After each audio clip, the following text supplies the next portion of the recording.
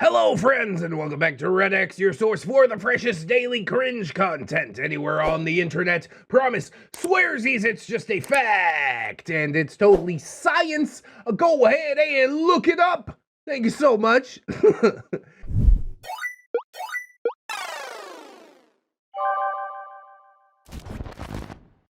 The familial relations house. Yeah, this is definite trigger warning material. Even Ralph is Fat usually writes about some stuff that's pretty heavy. If you haven't heard the tragic tale of Alice, that one has yet to be wrapped up, but it is quite frustrating as well. So I don't know how to feel about this quite yet, but we're gonna get into it, and I guess I'll find out how I'm supposed to feel about it, right? It's probably gonna be fine. I'll be with you the whole way. We can hold hands even if you want. That would be pretty special, huh? Hello, one and all. I would like to welcome you all to my personal hell. Oh, I mean, we share the same one, so I guess it's not personal. You know, we got a twin. A little bit of a twin bed situation going on here, but it's not weird, like I said. All we're doing is holding hands. Can't two grown men hold hands without it being weird? Today, I bring you a fresh tale from my weekend.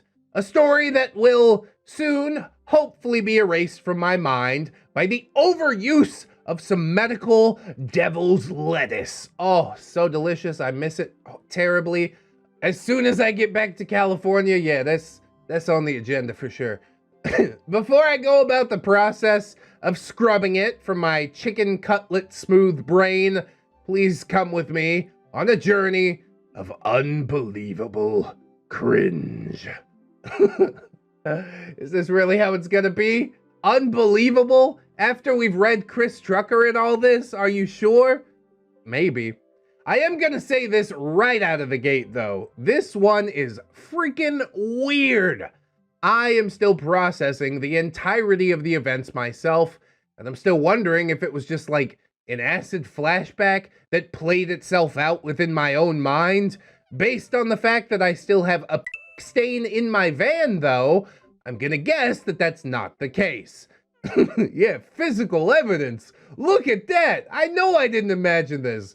I mean, you are probably creative enough to imagine this. That's what copious amounts of hallucinogens will do to you. Anyways, allow me to set the scene. I'm currently doing what people call apprenticing.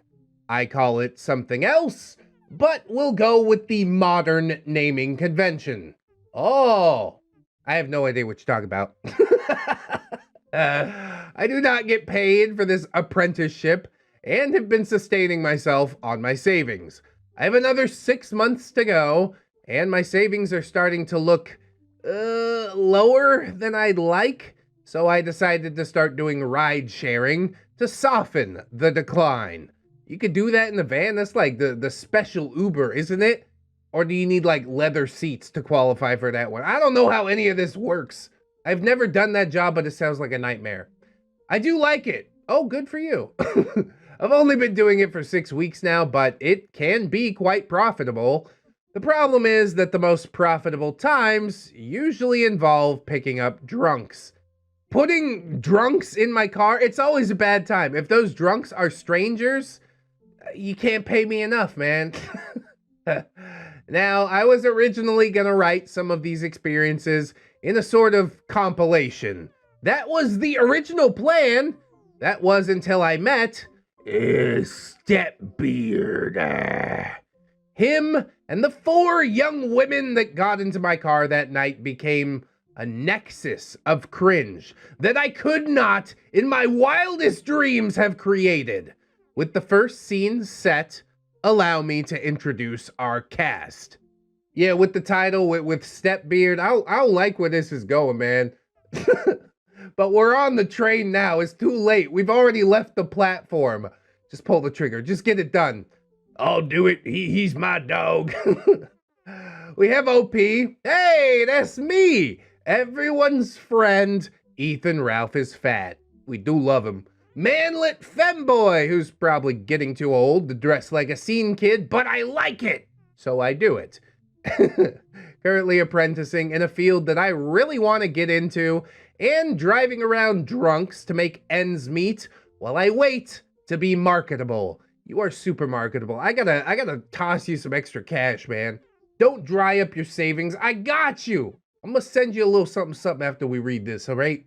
If you didn't know, Ether Ralph is Fat is also the one that writes like a lot of the editorials and stuff that we do on the weekends. StepBeard, SB for short, a greasy individual who comes right out of the gate as strange. He has very greasy, almost translucent skin, and a haircut that screams originality. Oh, good for you. This haircut is an odd one. It's a bowl cut, but right around the bottom of the bowl cut is a line shaved around his head. A perfect, incomplete ring underlining his bowl cut. This is not like a fade. It's just a hard line shaved into his head. I bet he paid plenty of money for that too. Went into the barber's chair. He's like, just f me up. That barber's like, I got you, dog. All the hair on the back of his head beneath this line is allowed to grow free to about mid-back length. It's like some bizarre hybrid of a bowl cut and a mullet. This is the most defining feature other than his braggadocious nature, but I'll save that part for the story. I'm trying so hard to picture this in my brain, but my inner eye just won't do it. It won't see this. My imagination is rebelling against me.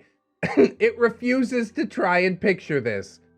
A bowl cut and a mullet containing liquids in the front, party in the back.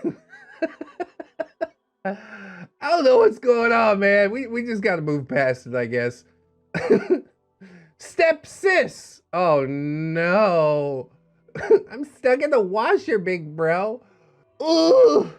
Yeah, I'll help you out, step sis. What do you think was gonna happen, you sick? Get your mind out of the gutter. I'm a man of God. This is one of the attractive young women that is somehow orbiting this beardo, engaged in some sort of six-way polyamorous relationship with everyone who is living in StepBeard's house. Talks in a fake, infantile voice with cutesy words, borderline ooh-woo kind of speak. Possibly a furry? And she was actually attractive? That's probably the most, the most sad thing of all. I don't want to point fingers or anything, but usually that fake infantile voice has to do with some in childhood, and I don't mean like getting hit with the belt or something like that, right? Stepmom, SM for short, another one of StepBeard's harem, talks in a deep voice that sounds as though someone chased cigarettes with a shot of Tabasco and glass.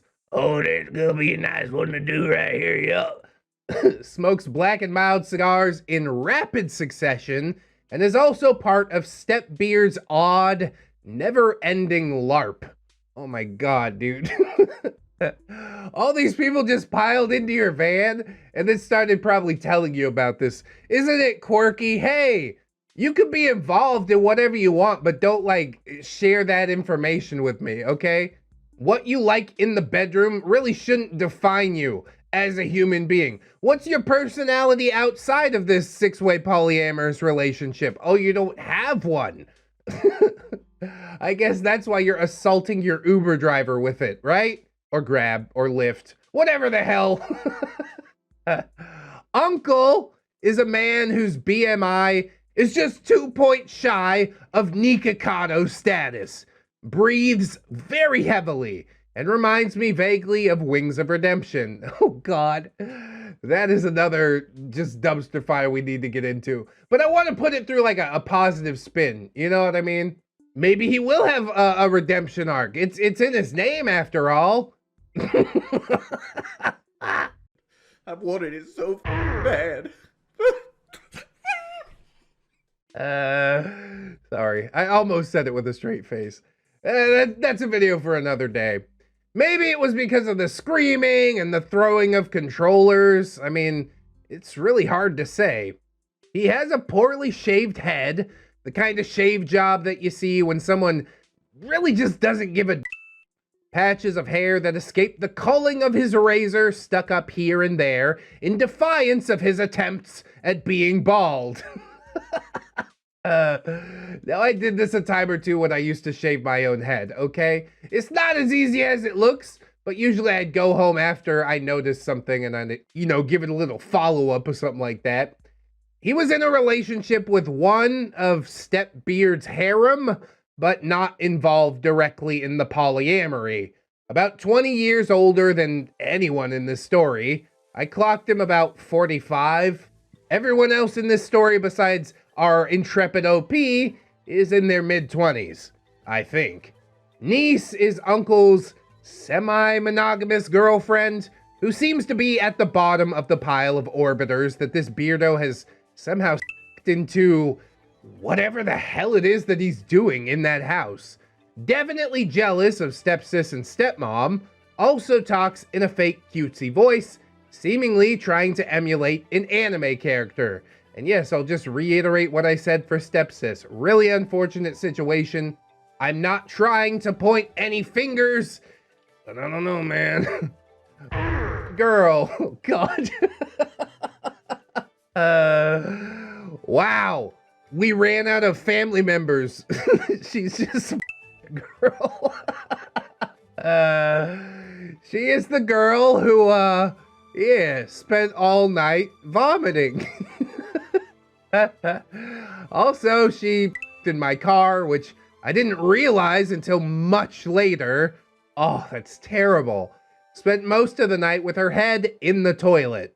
Not really sure how involved she is with the goings-on in this house/harem, but man, that girl could. Yeah, that's my special talent. Turning my stomach and intestines inside out. Wow, that's amazing. And then the fact that she was able to hide it. Oh, did you follow them into the house? How do you know all of this? I have so many questions. All right, so with all that out of the way, allow me to begin this tale.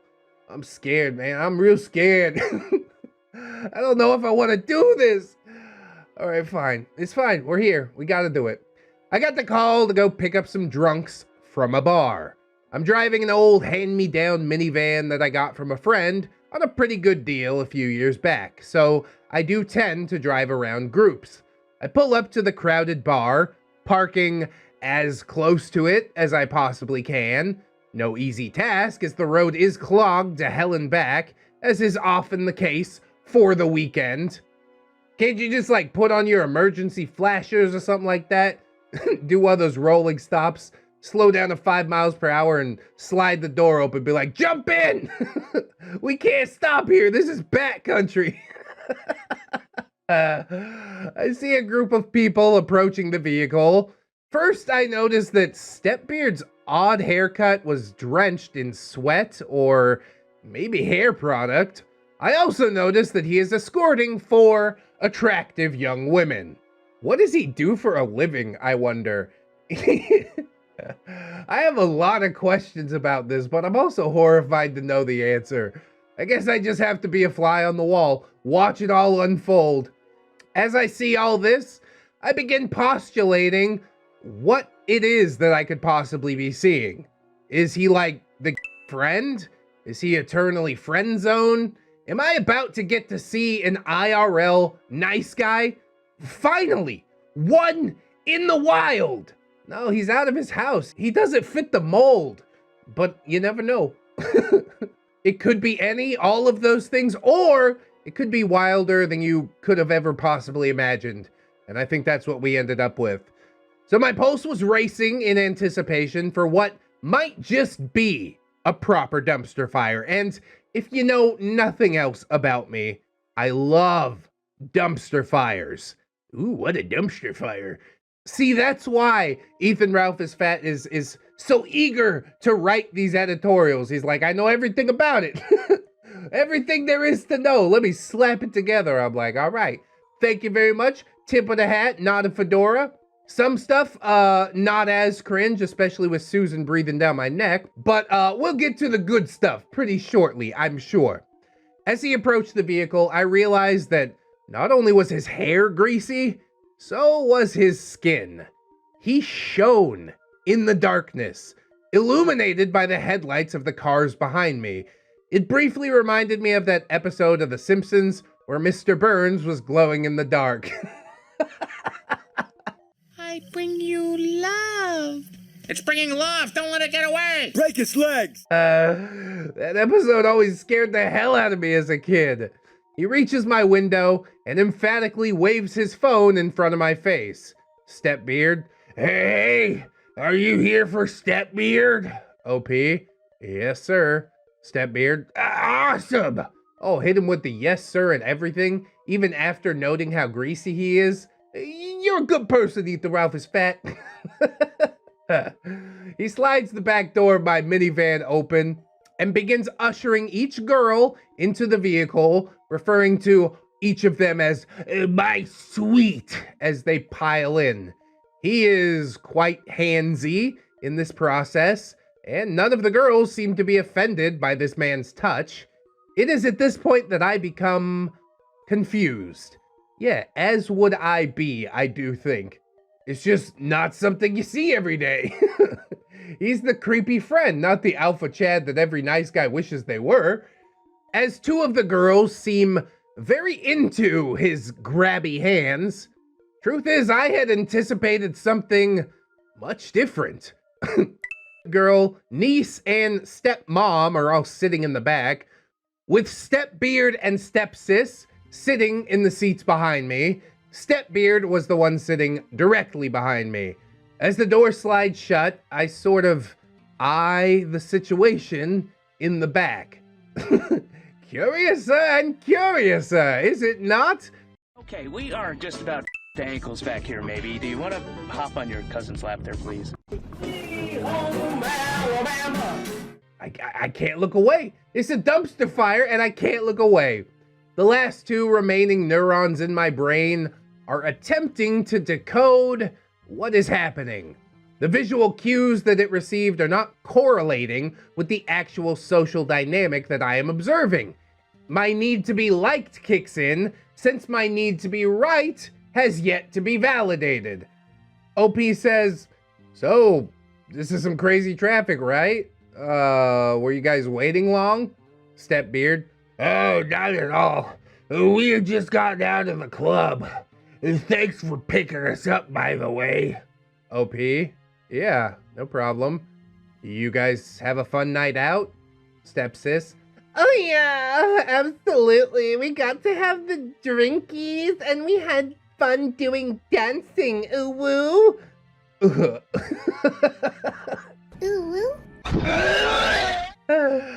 It's like I just got punched in the gut. Why are you talking like that? My brain screeched to a halt at this. That tone.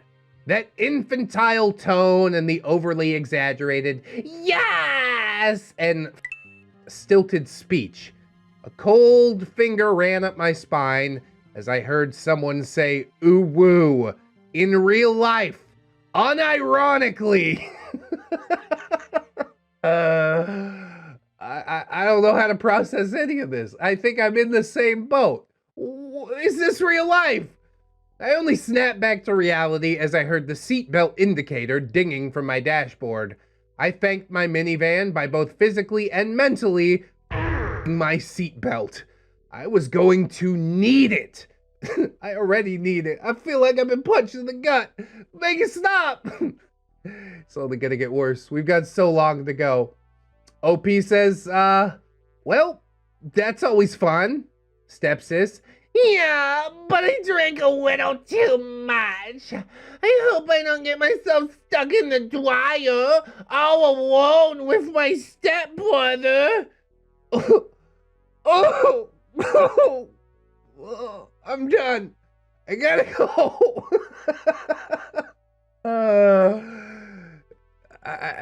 This is the worst. I thought after Chris Trucker I would be prepared for anything. I was wrong. I then saw in the rear view mirror as she ran a hand up and down SisterBeard's doughy body. He wasn't fat, just kinda doughy. Yeah, that old skinny fat, right? That's my body type, at least before I went all dad bod.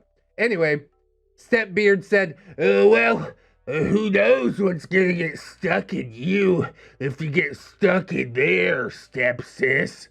Oh, why does every line hurt more than the last? Stepmom, not if we get stuck in me first, stepsis. Why are you pulling your Uber driver into this? You understand I'm just looking for a paycheck, right? Shut up and let me drive and then pay me. Can you put on like AirPods while you're driving? Is that legal at all? Huh? I don't know how to process this. Stepmother said this while wrapping her arms around SisterBeard's neck. My sense of reality is now in free fall. I hold both arms out in front of me as I wait in traffic to see if one droops, checking to see if I might be having a stroke. What on God's green is happening here? Is this the alpha beard?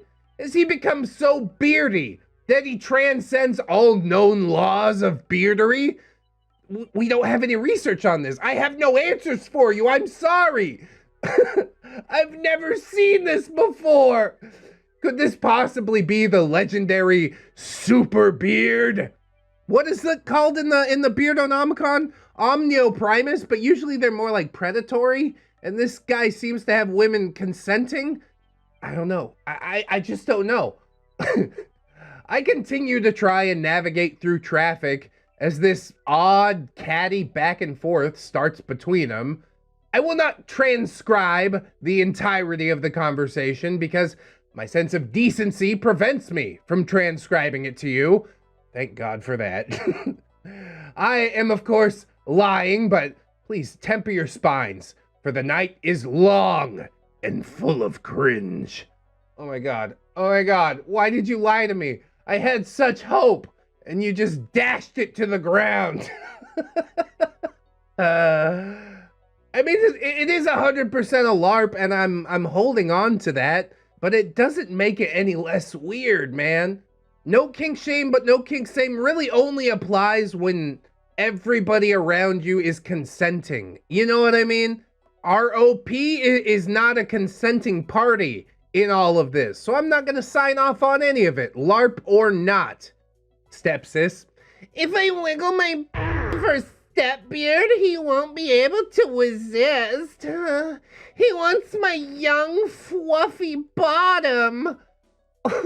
Oh. God, dude. Okay, stepmom. SisterBeard prefers experienced women. That is stepsister who can't even enunciate her words. She followed this with what can best be described as a failed voice actor's attempt at a haughty laugh. SisterBeard says, ladies, I have enough time for both of you. Maybe we can do it together. Please stop. Please stop. This whole van, everybody in this van is so coon-brained. Save it till you get home. How long is the ride, honestly? Stepsis, ew, I don't want to play with my stepmother. That's gross. Oh. Stepmother, then why do you want to play with your stepbrother? Stepsis, because stepbrother is ew. Oh, God. I can't stop after every sentence to just reiterate how much I'm dying over here, but I am dying over here. Oh, it continued like this until I heard the sound of a loud slap. Still jammed in traffic, I chanced to look back.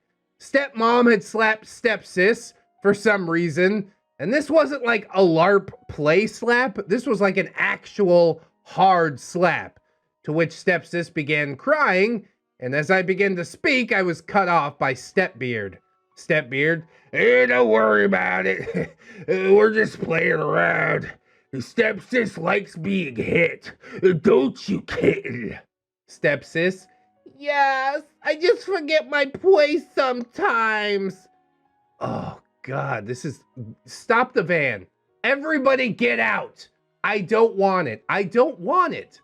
I know I don't have all that much control over this situation, but I can at least refuse to service you guys any further. Like, this is so clearly horrible. She said this in a normal voice, finally confirming that her cutesy voice was some sort of weird LARP, like everything else. Is acting psychologically younger something that people are into? Is it like a furry thing or something? I digress. So I return my eyes to traffic, asking that they refrain from physically striking each other in a moving vehicle. Yes, the very least that I can ask. StepBeard says, hey, it's all cool, man. Thanks for being cool about us. A lot of other drivers ask us to shut up. Yeah, I'm one of those drivers. I wouldn't just ask you to shut up. I kick you out of a moving vehicle. I'd be like, duck and roll, okay? Bunch of weirdos stinking up my van. I gotta pick up a fare that actually knows how to operate in public, okay? You're a pretty cool guy. I'm gonna let you in on a little secret. I happen to work for Amazon Streaming. I've worked on several of their shows in editing. Oh, he's an editor. I guess that explains some stuff. The weird haircut, at the very least. That is the cool part about being an editor. You don't need to worry about presenting like a customer service face. You can have a mohawk or whatever if you want. I don't know why the bullet is the thing he chose, but okay, whatever, I guess. And yeah, he making that Amazon money, so sure, why not? I mean, I have a couple of reasons why not. The bullet shouldn't be on his head, it should be in his head, right? Yeah, you're abusing these women and it's really not okay. But I guess, like I said, I'm just a fly on the wall. There's really not a whole lot I can do about it except continue to reiterate, please kick them out. Which I guess didn't happen. Maybe it did. Maybe I'll be hopeful. I guess we'll see. OP just said, oh, that's cool. I said this very emphatically, not believing a word of it. He rattled off some shows, and his name was unique, but it didn't ring any bells for me, so I decided not to press him. I was too engrossed with the oddity before me to kill it in its cradle. I had many questions. Oh, that's why you didn't pull the plug immediately. Okay, I guess I do kind of get that. OP says, wow, you must be really successful. StepBeard, oh yeah, I'm gonna give you a big tip for being so cool about my stepmom and stepsister. No amount of money is worth this. Come on. OP? Wait, so are they like really your stepmom and stepsister? Or are you like memeing? StepBeard? See, you're cool. You get it. This guy gets it. I'm only pretending to get it for a short time until it's over. Yeah, you know, like the help, bro, I'm stuck meme. Yeah, we pretend to be related. It makes it really hot when we bang it out. I really don't need to hear about any of this. Please, please, quit it. But ROP, far too curious for his own good. Far too curious for our own good, for that matter. Is there enough therapy in this world? I think not. Oh, and also, spoiler alert from ROP, who is hanging out in the Twitch chat, there was no tip. Isn't that just the cherry on top? Oh my god. He said this last part as he clasped my shoulder and leaned in to whisper it. Ugh! I'm driving. I'm gonna crash this van and kill all of us. I felt his overly moist breath trickle over my ear. A swath of cringe cut deep into my heart. I mean, this sort of stuff is a bit uncomfortable to me. Personally, OP is asexual. The idea isn't outright repulsive, but it is uncomfortable for obvious reasons. OP just says, yeah, I bet. How are you supposed to respond to any of this? My spine was powdered so long ago. I don't know how I'm going to stand up after this. I said this, shrugging his hand off my shoulder and focusing on the road as traffic gave way. Only 3 miles to go. They can walk that. They can walk that, bro. I know enough. It's over now.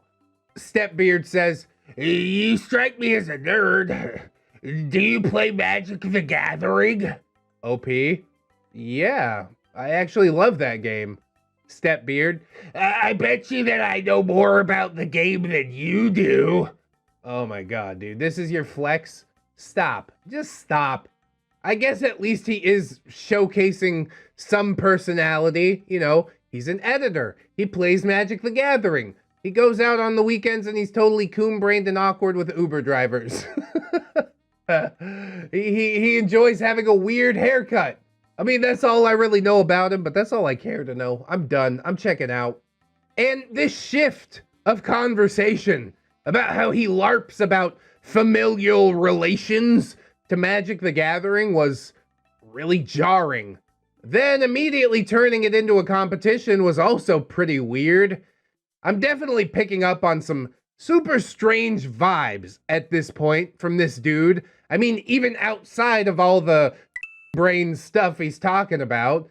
But if it's this or listen to more baby talk and stepbro, stepsis LARPing, yeah, I guess I choose this. Yes, you can pick your own poison. Which hell would you like to go to?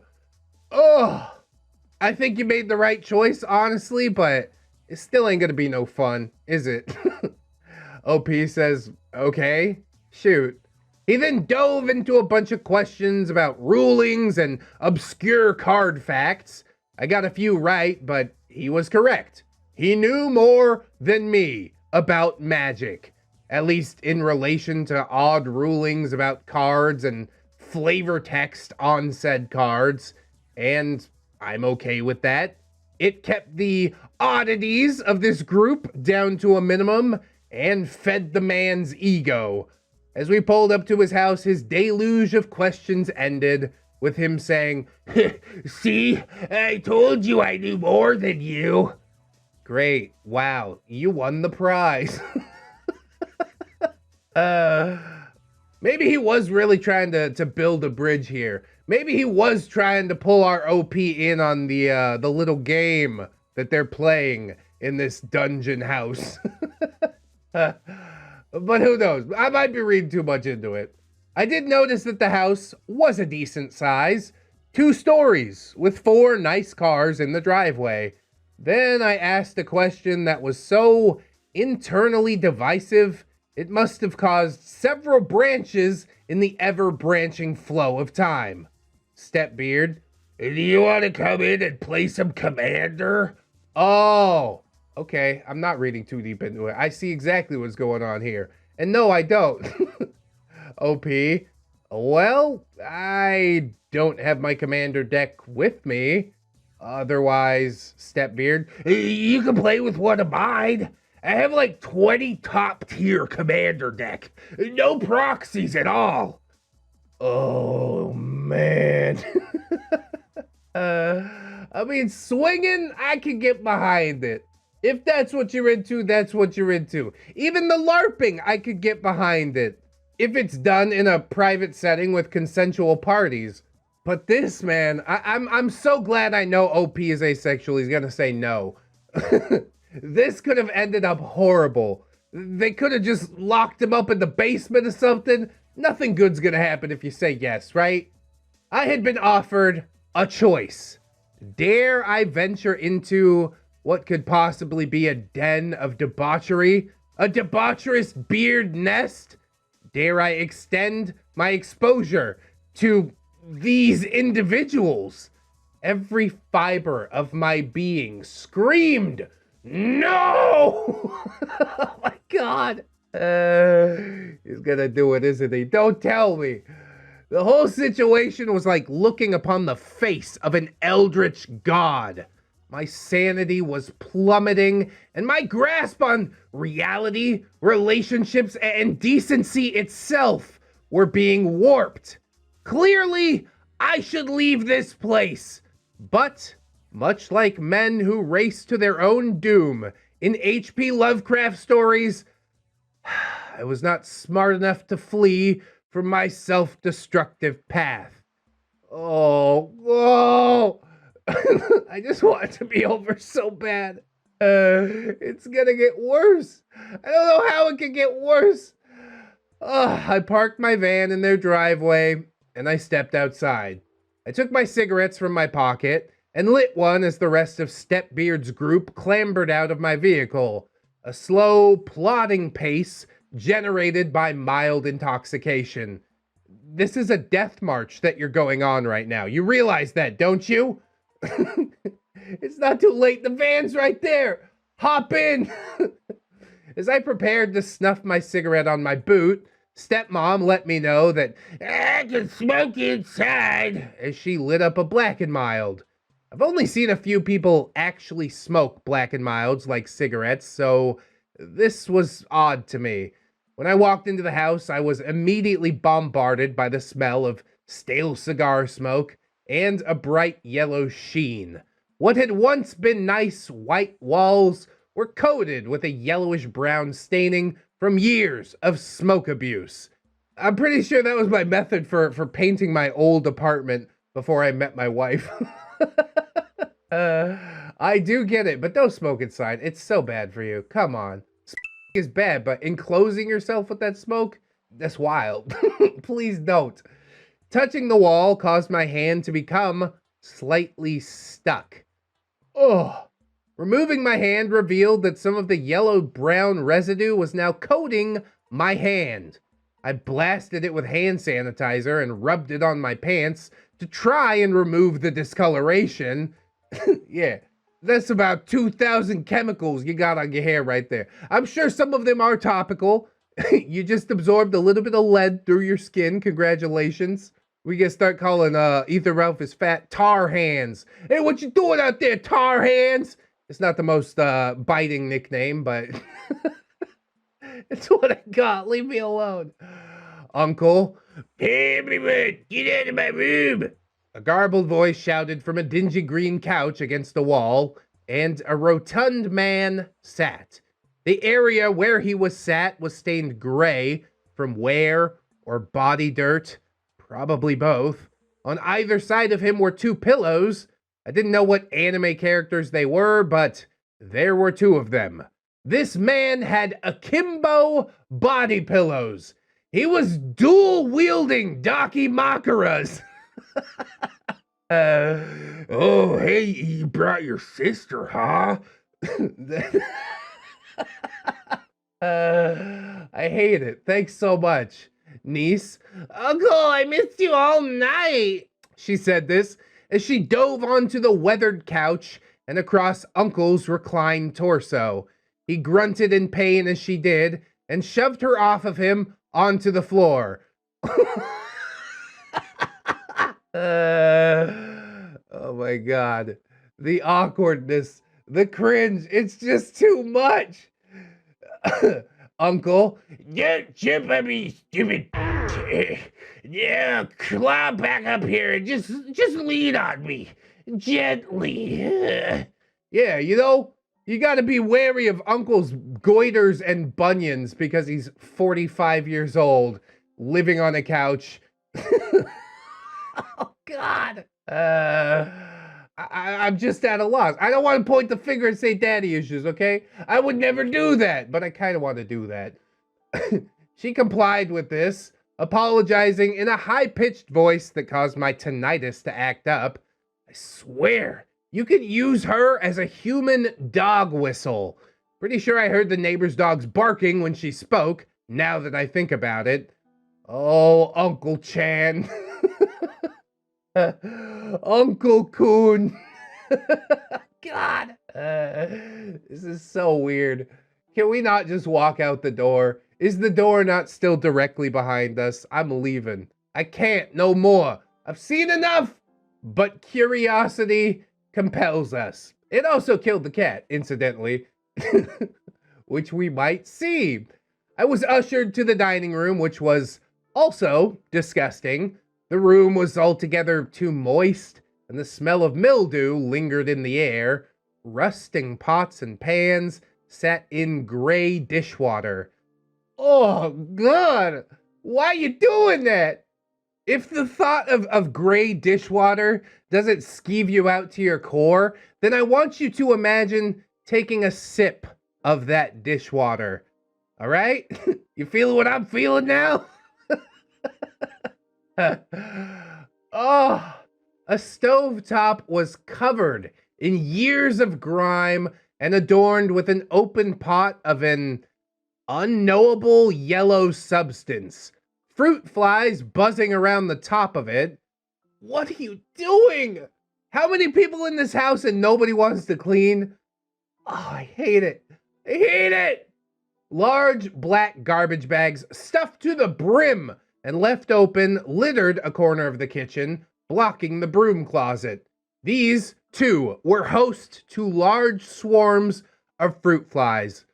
God, I don't think Ethan Ralphus Fat ever made it out of this house. Are you writing this post from inside the house? Do you need help? I'm coming to get you. StepBeard excused himself upstairs for a moment. I followed his movement and watched as Stepsis helped vomiting girl to the bathroom, presumably so she could continue vomiting. I heard a crashing from the wall in the living room. Uncle, oh, God damn, this snake on 2 OP if Elden Ring. Oh, God, now my controller's broken. Hey, Uncle, I got a tip for you. Get good. He said this, stomping his meaty legs, causing vibrations to emanate all the way into the kitchen. I heard him stand up in a huff and start walking towards the door. Niece, where you going, honey? Uncle, to Walmart to get a new controller. This one's clearly defective. I don't think that it's the controller that is defective, friend. Niece, ooh, can I come with? Uncle, no, you can't. Stay here. Make sure no one touches my game. With the non-functioning controller? Oh, God.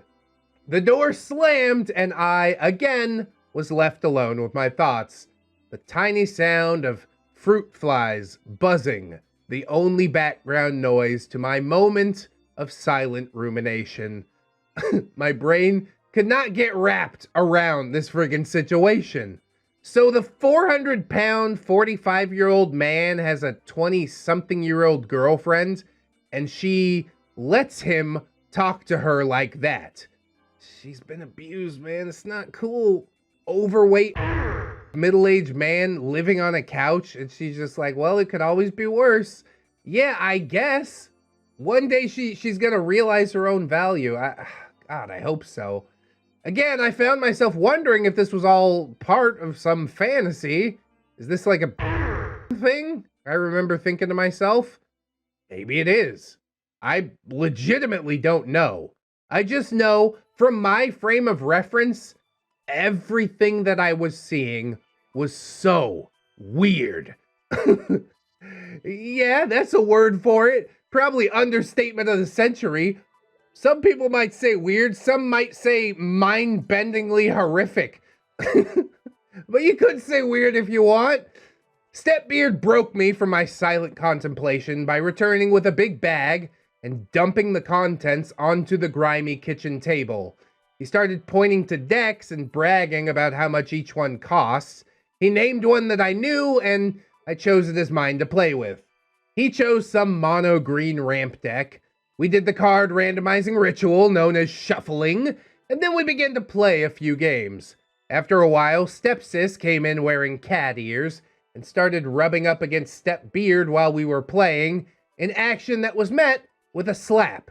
I jolted up, but I didn't do anything. Do something! This is not okay. I don't think it's fun for her anymore. This is just the worst.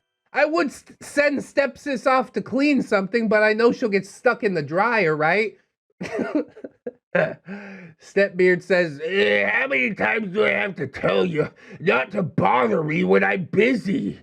Stepsis, I'm sorry.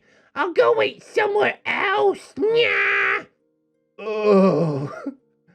Again, my brain struggled with whether or not this was okay. I watched as Stepsis glumly walked away, saying, "Nyah," several more times as she left. She wasn't crying. She didn't seem upset, but like, a guy can't just slap a girl, right? And if it's like a thing, is it okay to do it in front of company? I legitimately have no idea. Let me tell you, it's not, okay? This is making everybody uncomfortable. I'm gonna pull the plug. I'm gonna pull the plug right now. I don't know if I could sit there and just witness that and be like, okay, I'm gonna pretend I didn't see it. Kick him in the chest. Hop in the van and leave. OP. So, is she like your girlfriend? StepBeard. All the girls here are. OP. What? StepBeard. Yeah, I'm in a polyamorous relationship with all of them. Jealous? OP. Not really. That seemed to catch StepBeard off guard. I guess that wasn't the answer that he was used to. I have to stress something here. All of these women were relatively attractive. They were young, in shape, not unhygienic in their personal hygiene. As far as I could tell, these were just like normal women. I caught on to StepBeard's confusion after making some awkward eye contact. OP. Oh, sorry, I'm sure it's cool for you. I just couldn't see myself being into something like that. I struggle even dating one girl. StepBeard. That's why you gotta put women in their place. Lay your hands on them once in a while, and they'll do whatever you say. What a piece of trash, bro. That's the only way that you know how to do it, is abusing your woman. There's like a mental game that goes on, and that's the game you really need to focus on. That's the one you need to play to win. And really subjugating your woman, that isn't winning either. It's a lot of back and forth. It's a lot of give and take. I know it's something that he probably won't understand. He'll just go out there and find another woman who's like so used to being abused that they're like, I guess this is okay. And they'll put up with it until they don't anymore. And yeah, I just hate all of this. So go ahead, StepBeard. Against the wall. Against the wall! OP just says, so does Stepsis like being hit, or does she just accept being hit? StepBeard. It's all just a game. If I hit her for real, she'd be... Wow, dude. Wow. What a maniac. There was a look in his eye as he said this. A look that I remembered from long in my past. It's a look that I remembered seeing in the eyes of a friend, and it was the stare of a man with no shame. It's something seared deep into my mind, and this unnerved me. After finishing another hand of Commander, we busted out our phones and played a little standard on Magic Arena. Eventually, though, I had grown uncomfortable enough with my present company. I'm surprised you held up for so long, dude. This is... This is so wild. On my way out of the house, I'm calling the police. She'll never admit to anything. She'll continue to defend StepBeard, but At least I tried. At the very least. OP, hey man, I've been driving all night and I gotta get some sleep. Mind if I use your restroom before I leave? StepBeard. Sure. It's upstairs to the left, right across from the laundry room. Oh, don't look in the laundry room. We know what goes on in the laundry room. You just gotta see stepsis with her head in the dryer. OP just says, thanks. I walked up the stairs and saw the absolute state of the carpet. It appeared to have not been vacuumed in years. As I reached the top of the stairs, I noticed that the laundry room was little more than 2 machines in a recessed section of the hallway. I went into the bathroom and was greeted by the sound of linoleum blooping beneath my boots. Looking down, I saw that the linoleum seemed to be peeling off of the floor. Further examination showed that the sink and toilet were both graying from age and water damage. A sickly yellow-orange stain ringed the base of the toilet. I did my best to relieve myself without touching anything. Then I zipped up to leave and I heard it. Oh no. Oh no. Stepsis. What are you doing, step bro? I got through the bathroom. I thought I was prepared. I'm like, all right, we're almost out of the house. But no, there has to be one more. The sound of StepBeard grunting and metal filled my soul with dread. I foolishly walked to the door and opened it, only to see a gravity-dimpled thrusting as stepsis pretended to be stuck in the dryer. Oh, God. Why this? I don't say this with any pride, but I fled. Anybody would, dude. What are you supposed to do? I ran down half the stairs and I jumped down most of the rest of the way. And I ran for the door and raced into the night. I didn't know what else to do. I just wanted out. Between the disgusting house and the weird familial crap, I was just done. I couldn't anymore. And I'm sorry that this ends so abruptly. I mean, that's a climax if nothing else. I hate to call it that. I'm so sorry. I don't want to imagine that anymore. Please get out of my head. I just, oh my God, dude. I think you reacted in the way most people would. Most people probably wouldn't have gone into the house. But if you're confronted with this scene in the middle of a hallway, oh my God, dude, I can't. And he probably took the opportunity. He's like, hey, he's going up to the bathroom. Come on, stepsis, let's give him a show. I think a big part of this is putting on a show for unwilling participants. And I hate everything about that. So here's where I get to speculate about what happened. And I do want your help. To me, what I experienced was the alpha beard. He had somehow used all of his weird interests to somehow attract 4 women into a polyamorous relationship with some weird stuff going on, and that is what I saw. If you've ever heard of Final Fantasy House, that is what I kept thinking about in this situation. It is also possible that I am a repressed individual, and I just didn't know that this is perfectly normal, everyday behavior. Like, is this normal for polyamory? I really have no frame of reference for what a committed polyamorous relationship looks like, let alone one with slapping involved. Maybe it was all just an elaborate troll. Like, hey, let's mess with the rideshare guy. Let's make him think we're all a bunch of crazies. Is this like next level guerrilla theater? I don't have a moral point to make in this post. All I am left with is questions. I may have omitted some stuff that was just more LARPing or weird family stuff. I don't really think any of them are actually related, however. God, I hope that they aren't. Oh, also, just a minor thing. I did go ahead and look into whether or not this guy was associated with any Amazon show productions. As far as I know, he wasn't. But if he is, I don't want to think about the implication. I mean, show business is hell. People get up to some weird stuff in show business. You got enough money, you can make the most depraved thing you can imagine happen. And, I guess that's what he's doing. Anyways, please tell me where the hell this is because I am very frightened and confused. It's okay. Just hold on to my hand tightly while I feed you pudding. This isn't my house! I still have the guy as a friend on Magic Arena, so I don't know. Maybe I just need to dig for some answers.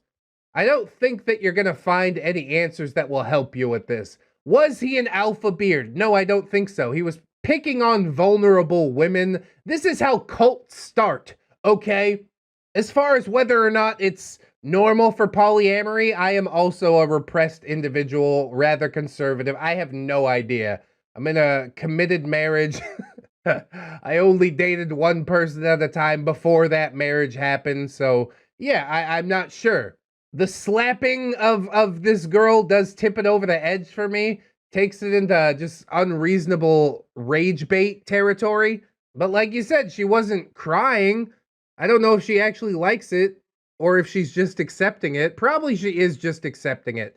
She doesn't know any better. Like I said, I think most of these women are abused in some way and they're just like, well, it could be worse, you know?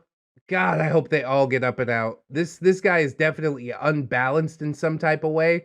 What was that he said? Like, oh, if I really hit her, she'd be dead or something like that. Like, you do not see these people as people. You see them as objects to make other people jealous. The same that you do with your money and throwing around your magic card decks and all this stuff. Just an insufferable human being. I will not call him the alpha anything. He's just the worst. Return to familial relations house. We're not allowed to say what it actually says. Still try to play nice, be a good boy. I am so loath to return to it, but also, yes, feed me that cringe. Hello, one and all, and welcome back to my personal hell mood. If you don't remember, I found a group of weirdos through doing rideshare a while ago. Then I recounted the tale of events that transpired that fateful night. If you'd like to hear that story before moving along, I will provide a link to the narration of the story here. I think that's in the description. And a link to the original post here. I should probably put that in the description. For those who just want a TLDR of the previous events, I picked up a gentleman with an odd haircut who is in a semi-committed polyamorous relationship with no less than 3 women, and they're all constantly role-playing like they're all related. Yeah, it sounds bad the second time you hear it too. They live in a large, gross house, and they are not shy about playing their adult games in front of others, which caused me to flee in terror from that house. I remember it well, like it was just last month. Oh wait, it was. Allow me to quickly reintroduce our cast. OP, hey! That's me, user Ethan Ralph is fat. I am a manlet femboy who dresses like a scene kid. I have an odd habit of finding the oddest people out in nature. I don't know if I was born under some cursed star or something, but in order to cope, I write down these experiences, and glad we are for that. SisterBeard, SB for short. SisterBeard is a braggadocious and doughy man. Atop his head is a haircut that can best be described as some combination between a bowl cut and a mullet. Feel free to use Google Images if you need a reference. Elijah, I think we showed that pic before. You could throw it up again. Perfect! He apparently has an obscene amount of wealth and uses that wealth to imbibe substances and drink and find women that he can invite over to his house, which is how he acquired his harem of willing participants for his never-ending LARP. Oh my god, dude. Yeah, I still hate it. It's not even to the bad part yet. If you don't know what happens, nah, I'm not gonna spoil it for you. Stepsis, SS for short, a woman who constantly speaks in borderline ooh woo speak. She is a smallish redhead who is StepBeard's main squeeze, confirmed as a furry. Oh boy. Stepmom slash Veronica, V for short. She is a svelte, lanky woman who talks like she smokes a box of cigars a day. She is another individual involved in the never-ending LARP, but as I came to find out, only because it benefits her. At least that's her take on the situation. More on that later. Oh, now you sunk your hooks in me. We're getting to learn some backstories and motivations and whatnot. Exciting! Niece! Oh my god, that's right. A small woman with a voice so high that it triggers my tinnitus. She is in a semi-monogamous relationship with Uncle and seemed to be the house's punching bag. Wait, I thought Steps has got it too, but only from StepBeard. I don't know what's happening, man. I'm not trying to keep track of all this lore. Out of all the people I met in that house, she probably has it the worst. Uncle, a man easily 20 years older than anyone else in this tale. He is large and balding with anger issues and an alcohol problem. He spends most of his time playing video games on a slowly disintegrating couch. He vaguely looks like Wings of Redemption, and he has the gamer rage to match. That is such a red flag, dude.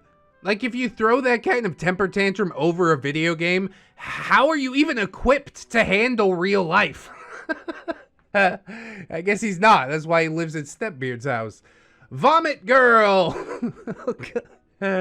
She sure earned her name. This is the woman who puked in the back of my vehicle when I first met these, fine individuals that one fateful night doing the ride share. I didn't get to learn much more about her because she spends most of her time in and out of consciousness, somewhere between all the alcohol and ketamine. I'm assuming that there's not really that much left to know. God, what an existence. Oh, make better choices. She might also be narcoleptic on top of all that. But I can't confirm. Yeah, who would know the difference, honestly? She's always in and out of consciousness. I don't know what to tell you. So, now we're all caught up. Please join me as we return to the familial relations house. Yeah, if we must, I guess. It wasn't long after that night when I first met StepBeard that I received a message from him through the Magic the Gathering Arena app. He messaged me asking if I'd like to play a few games, and being bored at my apprenticeship that day, okay, I obliged. We went back and forth for a few games before he started typing into chat. StepBeard, hey, sorry if me and Stepsis freaked you out the last time you were here. OP, nah, it's fine, dude. I had to run away. More people to drive around for the night, you know? Gotta make that money. It's a good excuse.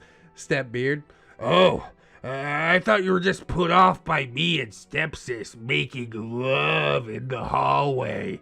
Oh yeah, I think there was a dryer involved. Oh man, I'm stuck. Hey, stepbro, I'm home. No. I don't know what to do with this information. I wish I knew how to forget. OP, I mean, I wasn't happy about it. I've seen worse though. And that was an honest truth too. I have actually seen much worse. Good God. Normally, StepBeard is someone that I might have avoided like the damn plague, but something about the situation prodded at the part of my brain that likes puzzles. Sick, disgusting puzzles.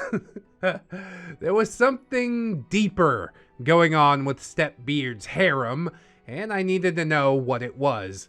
Even I was surprised with how far I was willing to go to glimpse upon the truth.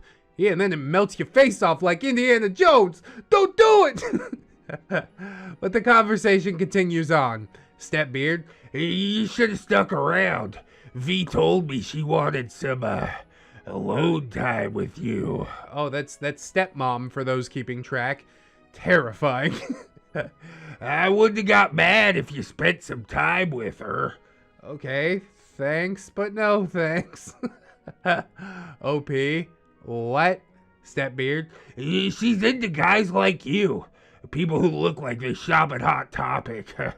She was one of those seed kids in high school. She liked all those emo bands with the sad lyrics. Honestly, it sounds like a bunch of horse crap for beta males. Yeah, that's exactly what it is. But can you deny the effectiveness? I think not. OP, did you just like indirectly call me a beta male? StepBeard, no, you just dress like a beta male. She's into people with that cutter aesthetic. Oh my god, dude. Yeah, you can't let him get away with that one. He's trying to out-alpha you. All because the people around him gas him up just because he has money? Nah, it ain't gonna be like that with me, sir. Not today. OP just says, oh, I'm flattered. I was legitimately flattered. It's always nice to hear that someone's into you. I doubted that I would want anything to do with anyone in that house, but still, it is flattering nonetheless. Yeah, that's true. A lot of times I do think that the recognition is enough. We don't need to go anywhere past that. The fantasy's probably better than the reality of it anyways, right? StepBeard continues, you should be flattered. I only got the finest women living with me. She'll probably shoot her shot if you come by again. Why don't you come by sometime and see if you hit it off with her? No, not again. Oh, I'm good. Why don't we go out to a coffee shop, just me and her? I don't want to hang out with you indirectly. But OP steeled himself as he sent a response saying, sure, why the hell not? When is good for you and her? StepBeard, any time is fine. Nobody works in this house. You want to come by tonight? I can't wait till all this inheritance is gone. I can't wait till StepBeard's living in the streets. This is so weird. This whole situation's untenable. OP, I wouldn't be able to come by till much later, like 10 p.m. Is that okay? StepBeard, sure, anytime's fine. Someone's always up. OP, okay, cool. I gotta do some stuff around the shop, so here's my phone number. Just send me a text and I can get in touch with you. With that, I signed off Magic Arena and put my phone away. A deep chill washed over my entire being as my brain started sending out enough stress hormones to kill a moose. Why did I agree to go over there? That's what I said. My brain shrieked this question at me, and despite me knowing that it was all out of morbid curiosity, this did not silence my panicking brain. I buried myself in work until I was allowed to go home. Once home, I changed into an outfit that didn't smell like sanitizing chemicals and got into my car. I drove somberly to that house after I had received the address from StepBeard. Oh, the fateful portcullis! I contemplated canceling the whole way there, but my curiosity simply would not allow that. Eventually, I arrived at the house and parked. Last chance to bail. I took a deep breath and knocked on the window. I was greeted by StepBeard as the smell of stale cigar smoke wafted out of the house. Lovely. The bright yellow sheen of the stained walls slightly hurt my eyes. I could see that niece was still in her usual spot, leaning against uncle as he angrily mashed buttons on a controller. This is how you want to spend your life, though? Really? Both of you, everybody in this. I'm talking to everybody here, all right? Come on. StepBeard, nice to see you again, OP, said StepBeard, placing a hand on my shoulder. Niece, oh hey look, it's the driver from a couple weeks ago, shouted Niece in her normal high-pitched tone, which I can't do because I think I'm getting sick. Uncle body checked her with his shoulder at this outburst. Uncle, don't scream when I'm concentrating, you stupid idiot.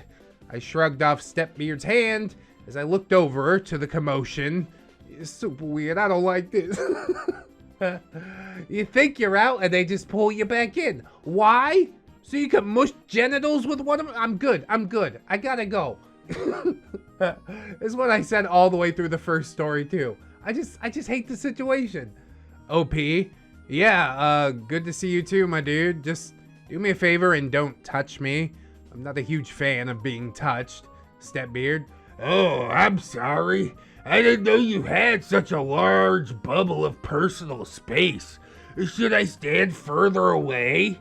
How about this? Is this enough personal space? Bro, you acting like a 12-year-old right now. Please respect my wishes, okay? He said this as he got very close to me, having to look down as he did due to how close he was. I could smell the body dirt that encrusted his shirt. A primal part of my brain kicked in and started evaluating exactly how hard I needed to hit SisterBeard. I suppressed the thoughts of my lizard brain, however, and instead played the fool. Everyone loves a sad clown. OP. Oh yeah, that's perfect. I think it'd only be better if we could get someone to sew us together.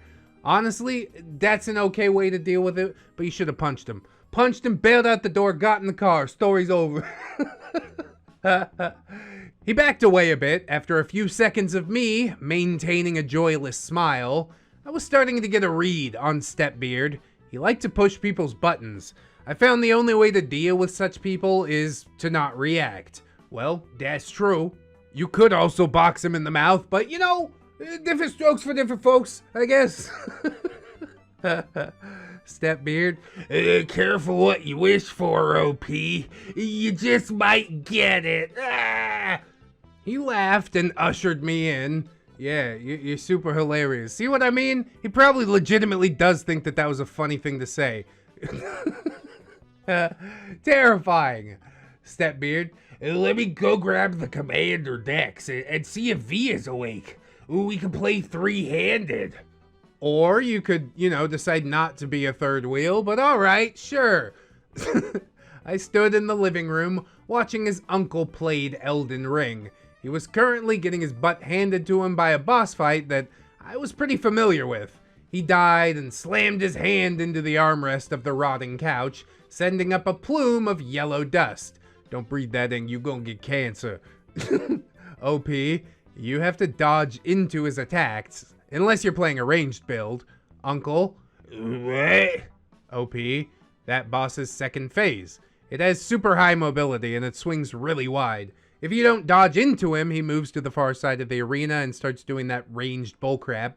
But if you keep him in range, it lowers the chance of him doing that and lets you deal damage faster. Uncle. Who the hell asked you, ya? Insert not nice word for homosexuals. OP. Nobody? I was just trying to be helpful. Yeah, no good deed goes unpunished. It's time to disengage or kick him in the chest. We'll probably disengage. Uncle. Well, I didn't freaking ask you. Don't you know backseat gaming is bad manners? OP. I didn't, but I'll keep that in mind. Please, excuse my lack of decorum. Yes, this fat, balding man baby pounding his controller into the couch. The arbiter of decorum. Come on, man. You obviously need some help. But his ego's just out of control. I don't know how to fix that, honestly. Uncle says, that's better. If you're gonna watch, stay quiet and observe how a real man plays. Yeah, I'm a real man playing real man video games. Okay. I proceeded to watch as Uncle showed me how it was done. Apparently, the super secret trick was to die a lot. I suppressed my laughter as he grew visibly and audibly angry. SisterBeard had returned and called me into their still fetid kitchen, much in the same state that I had found it previously. unwashed dishes, large black trash bags filled to capacity, the vague smell of rotting food. He poured out his bag of Commander decks, and I grabbed the one that I liked using before. V chose one, and so did StepBeard. Okay, I guess we're doing this. The sound of someone running down the stairs echoes as I began shuffling the deck. Stepsis rushed into the room, wearing some manner of little footy pajamas. Ugh.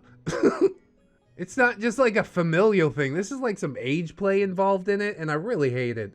She had the front half zipped, exposing a fair amount of her mostly naked torso. Stepsis.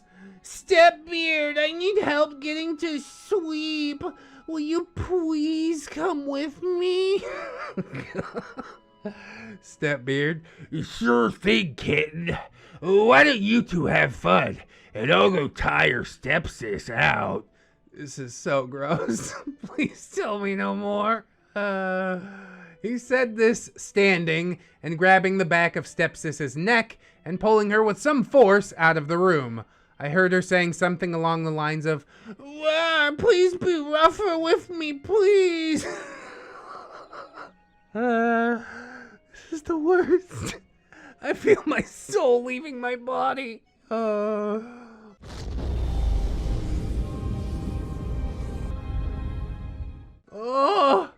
Honestly, everything about tonight seemed horrible.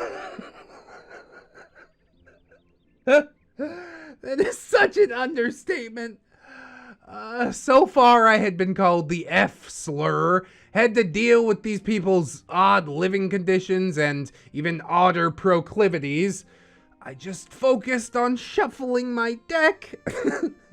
And then V spoke in a normal voice, not the failed voice actor tone in which she had spoken before. Wait, are you coming at me right now? I thanked whatever gods might be listening for this small blessing. V. So hey, I'm V. I don't think we were ever properly introduced. Ooh. She held out a hand, and I shook it. OP. I'm OP, and yeah, I don't think we were. You were all fairly drunk, though. V. Yeah, sorry if things got weird. Yeah, okay. At least you know it was weird, I guess. That's pretty normal for everyone around here, though. Everyone's always a little drunk or high on something. Are you sober right now? OP. It's cool. I just got really put off with the StepBeard and Stepsis going at it in the hallway, so I decided to dip. V. Yeah, they do that a lot. They like when people watch. Honestly, it's kind of gross. Yeah, just a little bit to spring on a complete stranger. Isn't that assault in some jurisdictions? Please back me up on this, comments. I laughed at this as we started playing. We talked more and more as we played, though. OP. You're not wrong about that being gross. V. So, why did you decide to come back? OP. Well, if I'm being honest, curiosity. V. What are you curious about? Bruh. We know where this is going, don't we? I mean, I ain't mad about it. I kind of ship it, come to think of it. If it makes you happy, then you do it, OP. Although, I must ask you to pause and consider that if you do this, you will be an unofficial part of StepBeard's harem. You will have to interact with him on a day-to-day basis. That's terrifying to me. I don't think it's gonna be that good that I need to get that involved, right? OP says, I was just wondering, like, how does any of what is going on in this house work? What's up with all the family roleplay stuff? V, you mean like, how can you get in on it? She cut me off with a question. No! That's not what I meant. OP, real talk? No, not particularly. You could say that I'm a student of human behavior and I found something new to learn. V, so what, we're like guinea pigs to you? OP, I want to disagree with the implication, but I'm failing to find a good way to refute that statement. She laughed at this, somewhat surprising me. I was here for answers, and I was gonna get them if I could, but not at the expense of my own mortality. I expected my honesty to be met with disgust. Instead, I was met with a hearty laugh and a warm smile. Maybe she is okay. I don't know, man. I'm real broken up about this. V, you know what? I like you. If nothing else, you're honest. Doesn't owning that, though, ruin your ability to observe? Aren't you afraid I'll tell everyone and ruin your little observational study? Again, I was caught off guard. I hadn't expected this. I hadn't expected an assessment on my methodology, nor had I expected it to come out of V's mouth. She must have caught on to this as she continued speaking without my response. V, let me guess. You didn't expect me to have a brain. I mean, like attracts like, you know, birds of a feather, something like that. It doesn't seem like anybody else in the house is awake upstairs, so I'm kind of surprised at V. OP, no, it's nothing like... Yeah, I'm not gonna lie. You caught me off guard. Are you like a psych major or something? V, actually, I majored in philosophy. It's a worthless degree. OP, mine is equally worthless. So, are you gonna tell everyone? She pursed her lips, seemed to mull over her options. V, I won't, as long as you take me for a drink. Oh boy, the plot is really thickening up, ain't it? Okay, I'm shipping it even harder. At this point, I had found myself thoroughly beat, both in the card game and by V herself. As this sank in, so too did the sounds of StepBeard and StepSis going at it upstairs. Ugh. I want to play a game with you, reader. I'll give you the first parts of things I heard, and you can let your brain fill in the rest. What is this game called? Waking Nightmare? Okay, let's try it out. Yeah, you like Daddy's thick blank. Fill me with blank. And that's my blank. Oh, God. You've said everything without saying anything. This is ingenious. Have fun with that, reader. Thanks, I hate it. As the horrible sounds of weird copulation filled my ears, I decided to acquiesce to V's terms. She sent a text to StepBeard and we ventured out of the house and into my car. Yes, out of the house. This is turning out good. I like where this is headed. OP says, do you care what bar we go to? V, not really. OP, cool. I know one that has a nice outside smoking area and it's usually pretty quiet. We arrived at the bar and found a table off and away from other people. V flagged down the bartender and we placed our drink orders. V was offended that I had ordered a non-alcoholic beverage and demanded that I order something else. I acquiesced again. Well, see, that's a red flag right there. You don't tell me what's going in my body. I don't feel like drinking tonight. Is that okay with you? I guess it's not, because she definitely has a grander scheme here, right? V, so, what is it you want to know? OP, a lot of things. You're just gonna answer me honestly? V, yeah. Honestly, this is a refreshing change of pace. Normally when StepBeard drags another man into the house, they normally just creep on one of his girls until they get what they want. Usually StepBeard expects us to, entertain his friends. Oh no. It's a terrible situation. OP, that sounds like a nightmare. Understatement. V, it's actually not a bad trade-off. We deal with a few creeps, and he lets us live there rent-free. Buys us stuff, makes sure we don't go hungry. Yeah, the bare minimum. Hooray! OP, and is the role play part of, like, the free rent agreement? V, pretty much. Technically, I'm supposed to be entertaining you and evaluating if you'd make a good addition to the, family. No. No! What? OP. Ah. It's all starting to make sense now. See, StepBeard told me that you wanted to shoot your shot with me. V.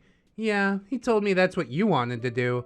I think his exact words were, shoot his shot in you. God.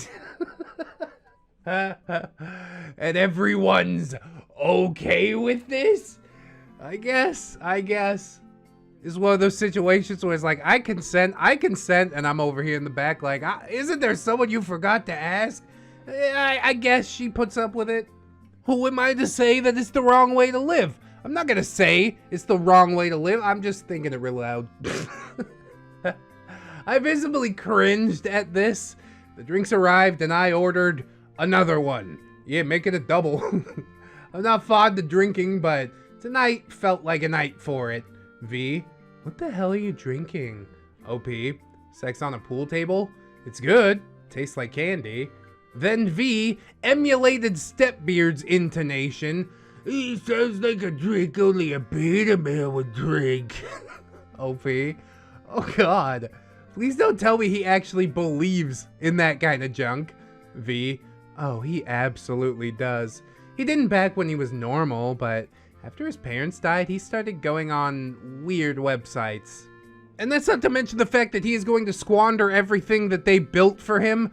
God, this story just gets sadder and sadder the longer you look at it, doesn't it? OP has the right response and says, oh, I'm sorry to hear that his parents passed. V, yeah, he was too.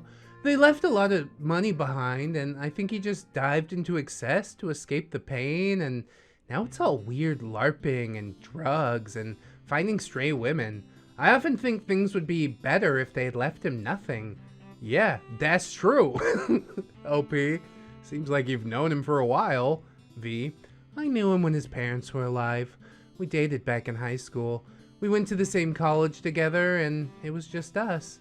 Then his parents died, and he became a millionaire overnight. Then stepsis found out about that and started whispering in his ear. OP, so why didn't you lay down the law? Or just leave him? She sighed and pulled out a Black and Mild, lit it, and answered the question. Sidebar, you know people who actually smoke Black and Milds? Yeah, you do know some strange characters, don't you? V, well, before all of that, I had alienated myself from my family. They didn't like SisterBeard. They thought he wasn't right in the head. They might have been on to something. They basically told me to dump him or not come around until I had some sense, and I chose him. Bad choice. OP, jeez, what did he do to piss off your parents? V, what didn't he do? What kind of guy tells the girl's father that now his baby calls him daddy, and that's the tip of the iceberg. Oh my god, that is the best way to get your chest kicked in. I will cave in your skull with a brick. If that truly is the case, he's been going on these weird websites for long before his parents died, okay? This was something festering deep within him. OP, I legitimately don't know how to respond to that. V, but I thought you were a student of human behavior. She is smart as a whip. I'm kind of shipping it, man.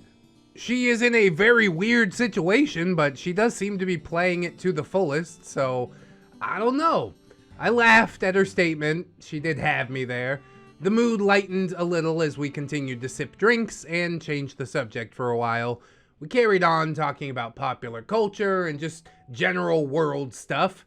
She was a bit of an internet drama fiend, as was I, so we had that in common. I have to admit that I was having a lot of fun with V. She was a lot deeper than I had taken her for, and she had a refreshing, dry wit to her. Eventually, I received a text from SisterBeard. It said, "Wow, you move fast for a manlet. Hope you're having fun with my stepmom." I don't know how to respond to that either. I showed the text to V. V, well, are you having fun?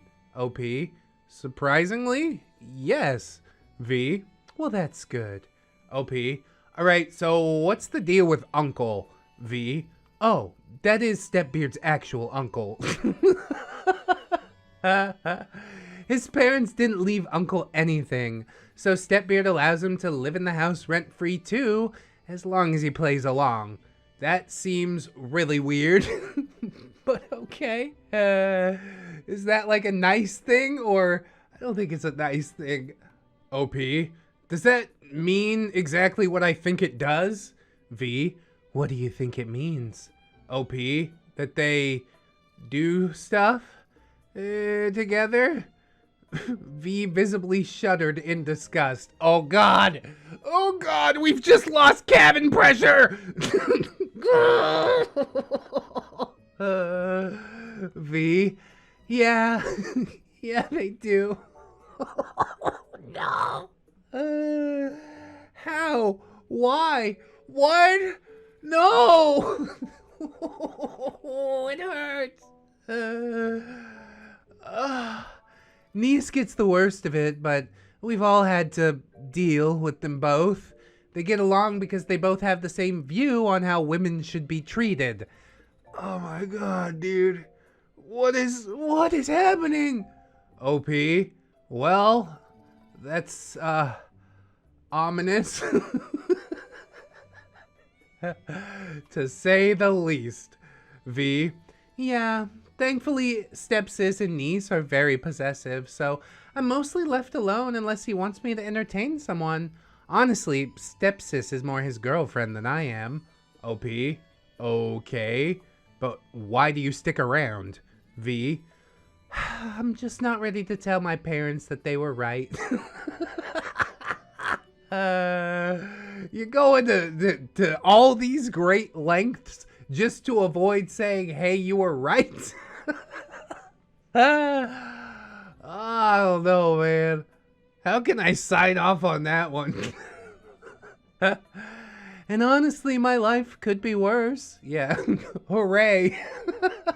I'd rather put up with this than have to work at a Starbucks. Oh, you too good for Starbucks now, huh? I'm a philosophy major. The job market isn't really rich with opportunities for me. Sounds to me like you've given up before you even tried, V. She's dropped a couple of notches in my book with that statement.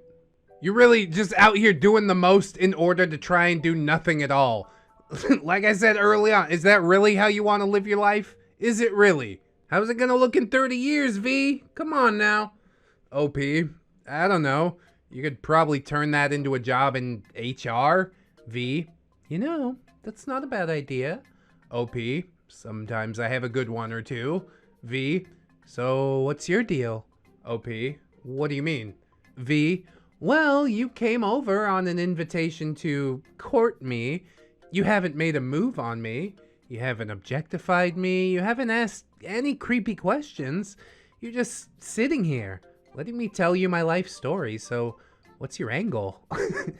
You get off on living vicariously through people? She just expects all dudes to be cut from the same cloth. I love them sitting there trying to like figure each other out. It really does make for a great story. OP, I've met a lot of people of varying quality and condition in my life. I've seen sad sacks, prideful monsters, and everything in between. At the end of the day, I've rarely met a person who doesn't want to be heard, and I like to listen. V, and why listen to me? OP, because everyone deserves to be heard. It's not like I chose you specifically. We're only here because you blackmailed me. I'm just making the best of my time. Honestly, that's like a light blackmail. That's a friendly blackmailing. It's fine. V says, what about that over there? V said, this pointing to a scene that I had not expected to see. A man dressed in a sports jersey and basketball shorts was leading around a woman. This woman was walking on all fours, being led around on a leash. They were walking up to patrons of the bar, and the woman would say, I'm a dog, give me a treat, arf, arf. And the man would attempt to get people to give her a literal dog treat, which she would eat. I put my head in my hands. What is this? This is so not okay. I didn't consent to whatever the hell this is supposed to be. You are in a public place. What is wrong with you? I mean, it's a bar. There's no kids or anything to see this weird thing that's going on, but I don't like it. I don't like it none too much. No, I do not want to feed your girlfriend a treat. I'm not here in the bar to help you degrade your girlfriend, okay? God damn. V, how are you gonna make the best of that? OP, I have no clue. V, you're not a very good student of human behavior, are you? You've cut me to the quick, OP. I don't have a lot of experience with this kind of stuff. V, okay, here's what we're gonna do. We're gonna make him really uncomfortable. He's gonna come over here and try to get us to play along. This is like a humiliation thing, so I know what to do. OP, how are we gonna make him uncomfortable? V, just follow my lead. Oh, here she goes. She gotta win those points back right now. Eventually, the duo did make their way over to us. The woman again repeated, "I'm a dog, give me a treat, arf, arf." And I froze. V, oh, what a pretty dog you have, sir. Man, yeah, she's a good bitch. V, oh, I can see that. Very submissive. Is she also breedable? Man, excuse me. V, I'm asking if you breed with your dog. Is she both submissive and breedable? Ooh woo? Man, oh, yeah, with a fine one like that, you gotta breed him or get him neutered. OP, so you have relations with this dog? Oh, you just made this whole thing really weird. Like, no, you did it first, bro. Hang your head in shame. Make sure your wife walks out with her tail between her legs. Oh, I did think that I saw where this was going. The man said, "Damn right, and she loves it. She loves being treated like the dog she is." V, so you like animals in a special way. Man, what? V, you like dogs. You have her walk around like one, pretend to be one. I assume that extends to the bedroom, ergo, you have a special relationship with dogs. Man, no, it's not like that. Yeah, kind of it is though. I hate it. I'm not signing off on any of this. But I'm not the one who started making this weird, okay? OP, I don't know. Seems like really being into dogs with extra steps if you ask me. But hey, what do I know? I don't like dogs that way. He thought he was gonna be the cool alpha male at the bar, subjugating his wife and the patrons. And then it just kind of got flipped on its head. It's beautiful with extra steps. V, so you don't want to drag me around on a dog collar, babe? OP, no, not really. I don't like looking like a degenerate in public. High five, OP. This is the correct way to deal with it. Beautiful, man. No, you don't get it. It's a fun game we play. It's like... V, oh, no. We get it. V then got onto the ground like a dog, exposing its stomach. V, I'm also submissive and breedable. Why don't you show us how big you are, Daddy? Let's have a little look-see here. Well, the one upside to living in a house full of freaks is that you're really adept at dealing with freaks. The man grew red in the face and pulled hard on the woman's leash, leading her away from us. V stood up and brushed herself off a bit before sitting back down and finishing her drink. Well handled. Honestly, I gotta give her the points back. MVP moves right there. V, see? If you humiliate the person trying to do the humiliation, it really screws with their heads. OP, you are a dangerous individual. V, is that a compliment? OP, that remains to be seen. Is it just me, or are people getting weirder and weirder in this town? V, it's a college town. It's all downhill from here. We carried on for another hour or so before I decided that it was time to call it a night. I dropped her off at home and we agreed to meet up again for drinks. She said that I still owed her if I wanted her to keep my secret. I again acquiesced to her blackmail, making plans for the following night with her. And that is where we will end this update of the familial relations house. I planned on getting it all out there in one post, but I'm just now realizing that there's a lot more lore here that V and I didn't cover on our first outing, so I think this is a good stopping point. I will have at least one more update coming down the pipe for you, though it'll probably be 2. I'm so looking forward to that! The first episode skeeved me out a lot, but this one, very insightful. I like it. It's a character study. I am sorry for the My Dinner with Andre vibes.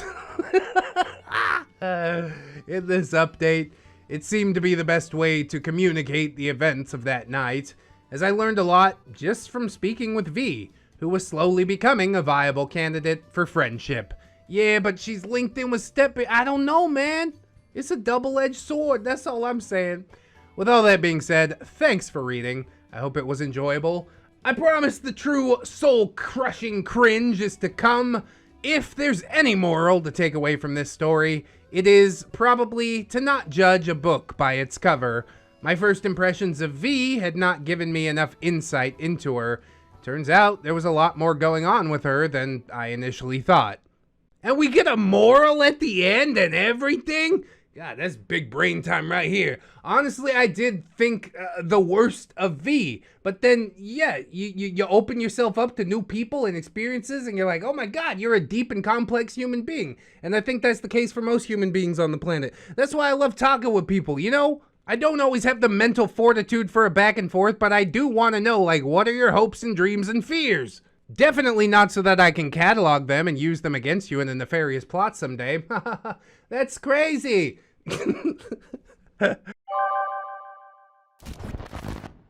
Exodus from the family values house, as we've taken to calling it, because we can't call it the other thing, or else. Welcome one and all to the finale of this series. Oh snap, confirmed. Well, I say finale, but chances are there will be a side story that will stand on its own following this. Hopefully just with V. I really enjoyed that dynamic the last time around, although the comments section did point out some less than admirable traits that she has. And I can't argue with that, but I still ship it. Though that follow-up will be some time in the making. For those who are not familiar with the story, please feel free to watch a narration of part 1 here, or have it read to you here, or there's a narration to part 2 here, or you can read it here. God, that's a lot of links. Good job. Those links are all in a playlist, maybe? No, I think I linked the individual parts. There's no playlist for this one for some reason. I guess because it's short. Whatever. TLDR, I met some weirdos who pretend to be related for adult fun time and flagrantly display that to unwilling people. I spent more time getting to know one of the young women entangled in all this and found her to be more complex than I had expected. Yeah, people surprise you like that sometimes. Is 2 sentences too long for a TLDR? I honestly don't know, and I don't have the mental battery to Google it. I mean, TLDR is just like shorter, right? So as long as it's short, I think it's good. I'm just gonna assume it's okay. Yeah, there you go. With that out of the way, please do me a favor. Buckle in, as this will be one of the beefiest posts that I have ever made, full of unfortunate outcomes with a sliver of light at the end of the tunnel. Before we get into any of that, however, let me introduce the cast. And it does seem to me that all of these cast members are the same, except for a new addition, which is Bob, my teacher in the ways of body modification. He's a solid friend and a guy who's made my life a living hell for about 20 months now. He ended up being both a problem creator and a problem solver. Oh, see, so that's fine. We evened it out. He's a chubby guy with a long white beard, and he dresses like Santa Claus for no reason, at least once a month. I mean, I guess he just likes it. Them some fancy clothes, you know? Who doesn't want to wear some fur boots? You can't wear Uggs, apparently, if you're a dude. Everybody's like, oh, that's totally lame and weird. Whatever. I like fur boots, all right? Following the events of the previous part, I had returned to my apprenticeship the next day. I'd graduated to finally working on people with ink, and though every day had become a million times more chaotic and nerve-wracking, I loved almost every second of it. I was being a particularly chatty Kathy, and that struck Bob as odd. Oh, you like introvert and stuff like that. But honestly, glad to see you coming out of your shell a little bit. I'm sure Bob's glad for it too. Bob, You seem to be in a good mood today. OP, do I now? Bob? Yeah, normally you barely talk to the customers. Today you won't shut up. What, did you get laid last night? I mean, he could have if he wanted to, but no, I had something far more stimulating. A conversation that activated my almonds. OP? No, I did have drinks with a pretty interesting person, though. That was a lot of fun. I guess I don't really get out that much these days. It was really nice to do something for myself and decompress. Bob? Oh, was this person a lady? Why, you tried to shoot your shot or what? OP, is that important? Bob? No, but based on your answer, I'm assuming it was a lady. Yeah, generally, I guess. You can enjoy a drink with friends, but a drink with the lady generally is more enjoyable. He then proceeded to go around telling the artist that I was, quote, in love. I buried myself in my practice sketches, still working on a paper with a pen that had a heavy weight attached to it. I tried to ignore Bob's teasing and proclamations about my love life. A lot of my close relations are people who are a lot like me. Edgelords, general nuisances, somewhat imaginative pranksters, but altogether well-meaning, and Bob was no exception to this. Oh, that's why we hang out regularly, isn't it, Arif? Because I'm a somewhat imaginative prankster? Probably closer to a general nuisance, all things considered, but yeah. I'm glad we're friends. I know how to deal with me, and therefore I did the same to Bob. I ignored him. Bob?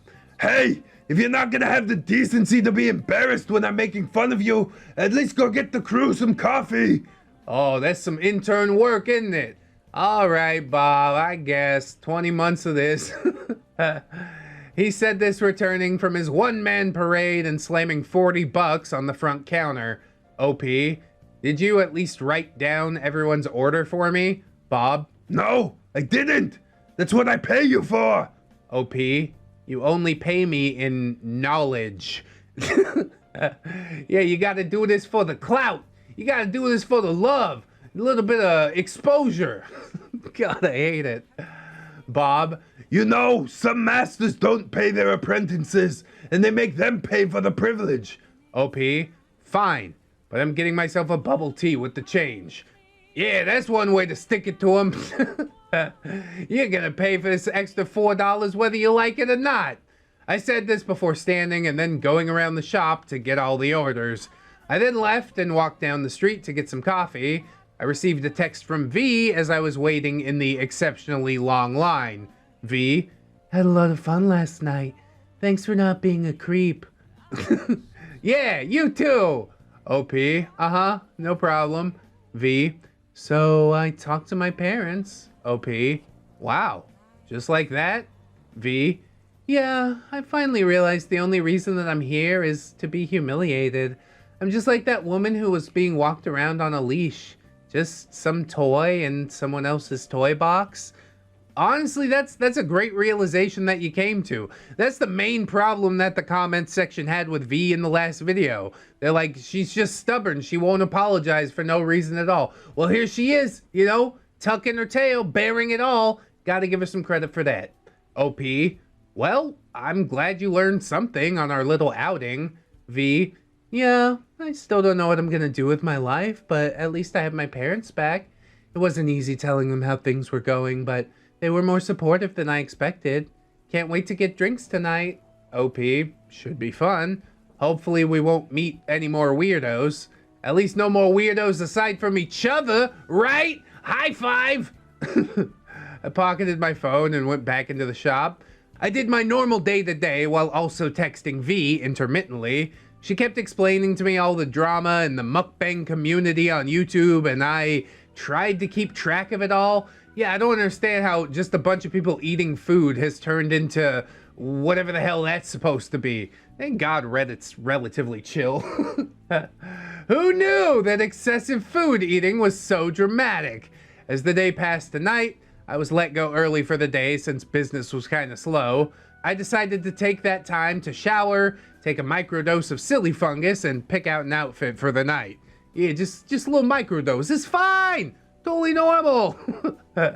I settled for a long tail hoodie, custom made to look like Gur's dog costume from Invader Zim. Oh, you're living back in the early 2000s, and I'm living for it too. It had big googly eyes and a giant zipper. I love that hoodie. Sounds awesome, honestly. I also chose some purple trip pants. My God, dude. It's like how I dressed in high school. I then drove over to that house forgotten by God. I exited my car, and I could hear a growing commotion in the house. I went up to the door and knocked, and I was greeted by Uncle, who was red in the face. Uncle, what the hell do you want, F-slur? V, he's here because I invited him. We have a bigger problem on our hands. OP, what the hell's happening? I shouted, being caught up by the general energy of the room. V, girl's unresponsive. I think she might have OD'd. OP, holy crap, I said, running into the room to see a half-clothed VG on the floor. OP, did you guys call an ambulance? StepBeard, no, we didn't. I can't just call an ambulance and say, hey, my girlfriend took too much and now she's dying. What an idiotic idea. Yeah, much better to just let her die on your floor and not do anything, right? You definitely won't serve any jail time for that, right? God. OP, why not? Uncle, we're not going to jail just because she can't pace herself.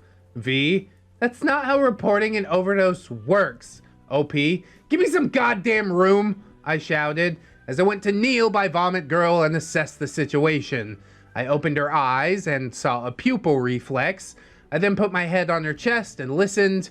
Her heartbeat was rapid, but nothing too high. I heard her inhaling, and I didn't hear any rattling or bubbling. I then checked her pulse on both her neck and wrist. She was definitely alive. It didn't seem to be in immediate distress. I tapped her a couple times on the face, gently. OP, hey, you with us? I mean, obviously she's not, but I appreciate the effort. She didn't answer, but there was a slight change in her breathing pattern, and what appeared to be a voluntary arm movement towards the tapping on her face. So I let out a sigh of relief. OP, okay, I think she's just in a K-hole. How much did she take? StepBeard, I told her I'd get her more if she snorted a whole bag in one go. So this is your fault, you idiot. Oh! He's the worst. He's the worst human being. I said we should get him against the wall, but can we just like kneecap him and watch him bleed out? This guy is so horrible. OP, how big of a bag? StepBeard, like half a gram. OP, that is insane. Why would you do that? StepBeard, I wanted to see what would happen, and she wanted me to buy her some more. V, you egged her on. You told her you wouldn't buy her anything if she didn't do it. StepBeard, did I say you could friggin' talk? Oh my God, dude. Somebody punch him, okay? It's time for the madness to end, okay? V shrank back a little bit at this. StepBeard was a large man, somewhere around 5'11". Puh, 5'11" manlets. Get to 6 foot and we'll talk. That's a joke. He was also a bit on the heavier side. V was about 5'6" and quite dainty. Seeing this interaction and her immediate reaction to it said more than words ever could. I stood and put a hand on StepBeard's shoulder, tempering myself so as not to let my silent rage slip. Don't grab him by the shoulder, bro. Grab him by the neck.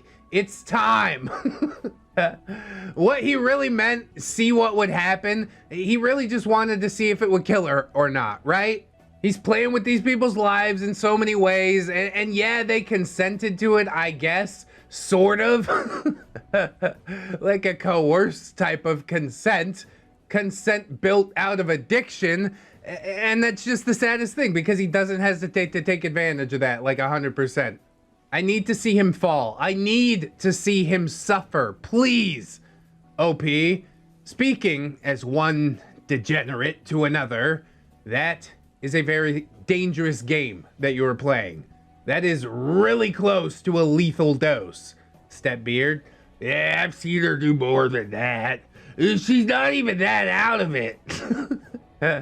Yeah, she had a pupil reflex. She's not totally dead. OP, that is a total K-hole. She is completely disassociated right now. She's basically comatose, my dude. I'll stick around and keep an eye on her. She should come around in about a half an hour.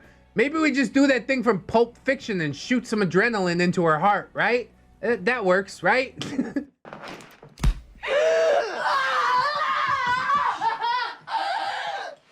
SisterBeard, do you want to play some Commander while we wait? No, idiot. OP says no. I think I'm gonna keep an eye on girl. SisterBeard, lame. You know what's lame? Your existence, your attitude, your everything. I hate you. He said this as he walked to sit on the decaying couch that was Uncle's bed.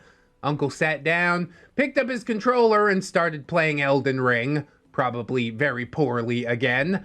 I felt a righteous fury burning in my freaking chest as I saw these animals just carry on while this poor girl experienced an unintentional out-of-body experience. I asked V to get me a cold cloth to put on VG's head. She returned shortly after, looking puffy-eyed. I put the cloth on her head. This isn't like a thing that you have to do for someone in a K-hole, but sometimes the cold can snap someone back a little faster. I then felt uncomfortable as V leaned her head on my shoulder. V, is she actually gonna be okay? OP, yeah, I've seen this before. If anything changes, we'll call an ambulance, but I don't think that we'll need to. I've said it before, I'll say it again. My favorite OPs are always the OPs that, like, step in to help. You know what I'm saying? They don't know this person. They don't owe this person anything. This person in their car a few nights ago, but still he's like, yeah, this is a dire situation and I'm not gonna leave her in the lurch, even though you hardly know her. You're just really one of the good ones. As I've said, same with Mommy Honker Donkers, honestly. Always there to help in problems that they had nothing to do with creating. It's admirable. I'd like to be more like that. Then V asks, so what, you're like an expert on OP? A long time ago, I was in the business. Helped me to pay my way through college. Uncle, will you please shut the hell up? Nobody cares about either of your lives. No, you. That's like some heavy projection there, dude. OP, I'm sorry. Is the freaking medical emergency distracting you from your video game? That's what I like to see. Some righteous fury. Uncle, you said it's not an emergency, boy. Just shut up and do your job. Tend to the women folk like a good little F-slur. Oh, you really trying to get a rise out of me, huh? Keep sitting on that couch. Watch me kick you in the chest and knock the whole thing over. But then VG started coming around, slowly opening her eyes and moving. I was grateful for this distraction. My ability to control my growing rage was waning. OP, hey, you okay? VG responded unintelligibly. OP, can you get up? VG clumsily and groggily stood, very shakily. I asked V to get a hold of one of her arms as I took the other. V guided us to VG's room and we placed her on the bed. VG, where'd the room go? VG began slurring out words and still seemed disoriented. That's so weird, dude. When the brain starts misfiring like that and assumes that it can make sense, but really you're only babbling. I have had that happen to me a few times while I was frying. back in the day, you know? V said, you took a bunch of VG. You're in your room now. How do you feel? VG, I feel great. I want to do it again. V, no, you need to sleep first. VG, no, I want to do it again. Boy, she is really running away from something in her own life, isn't she? It's sad, dude. OP, hey, if you do much, you'll never be able to get into a K-hole again. You'll just burn out the receptors in your brain, and then you can't go to the beyond world anymore. VG, really? That's super lame. V, why did you bring a nerd into my room? Yeah, that's true. I'm too good to be hanging out with burnouts like you. See you later. You're welcome for saving your life. She turned onto her side and fell asleep almost instantly after this. I took this brief reprieve to take in the horror of her room. It was barren except for a large bed, a small end table, and a whole bunch of used littering the area. My stomach turned in disgust at that last sight. God, oh, God, dude. It is such a visceral level of cringe. I feel so bad for this. Can she not talk to her family too? Can we not get everybody up and out of this house, please? Me and V exited VG's room, closing the door quietly so as not to awaken the poor little fiend, lest she be goaded into doing something else very stupid. V, so she's really gonna be okay. OP, yeah, if she was gonna die from that, she would have done so downstairs. V, so what do we do now? OP, do you still want to go out for a drink? V, would it be wrong if I said yes? OP, you tell me. You're the philosophy major. I mean, after an event like that, yeah, I think a stiff drink would do everybody well. V, I'm torn between wanting to get the hell out of here and just wanting to go cry myself to sleep. OP, well, it's up to you.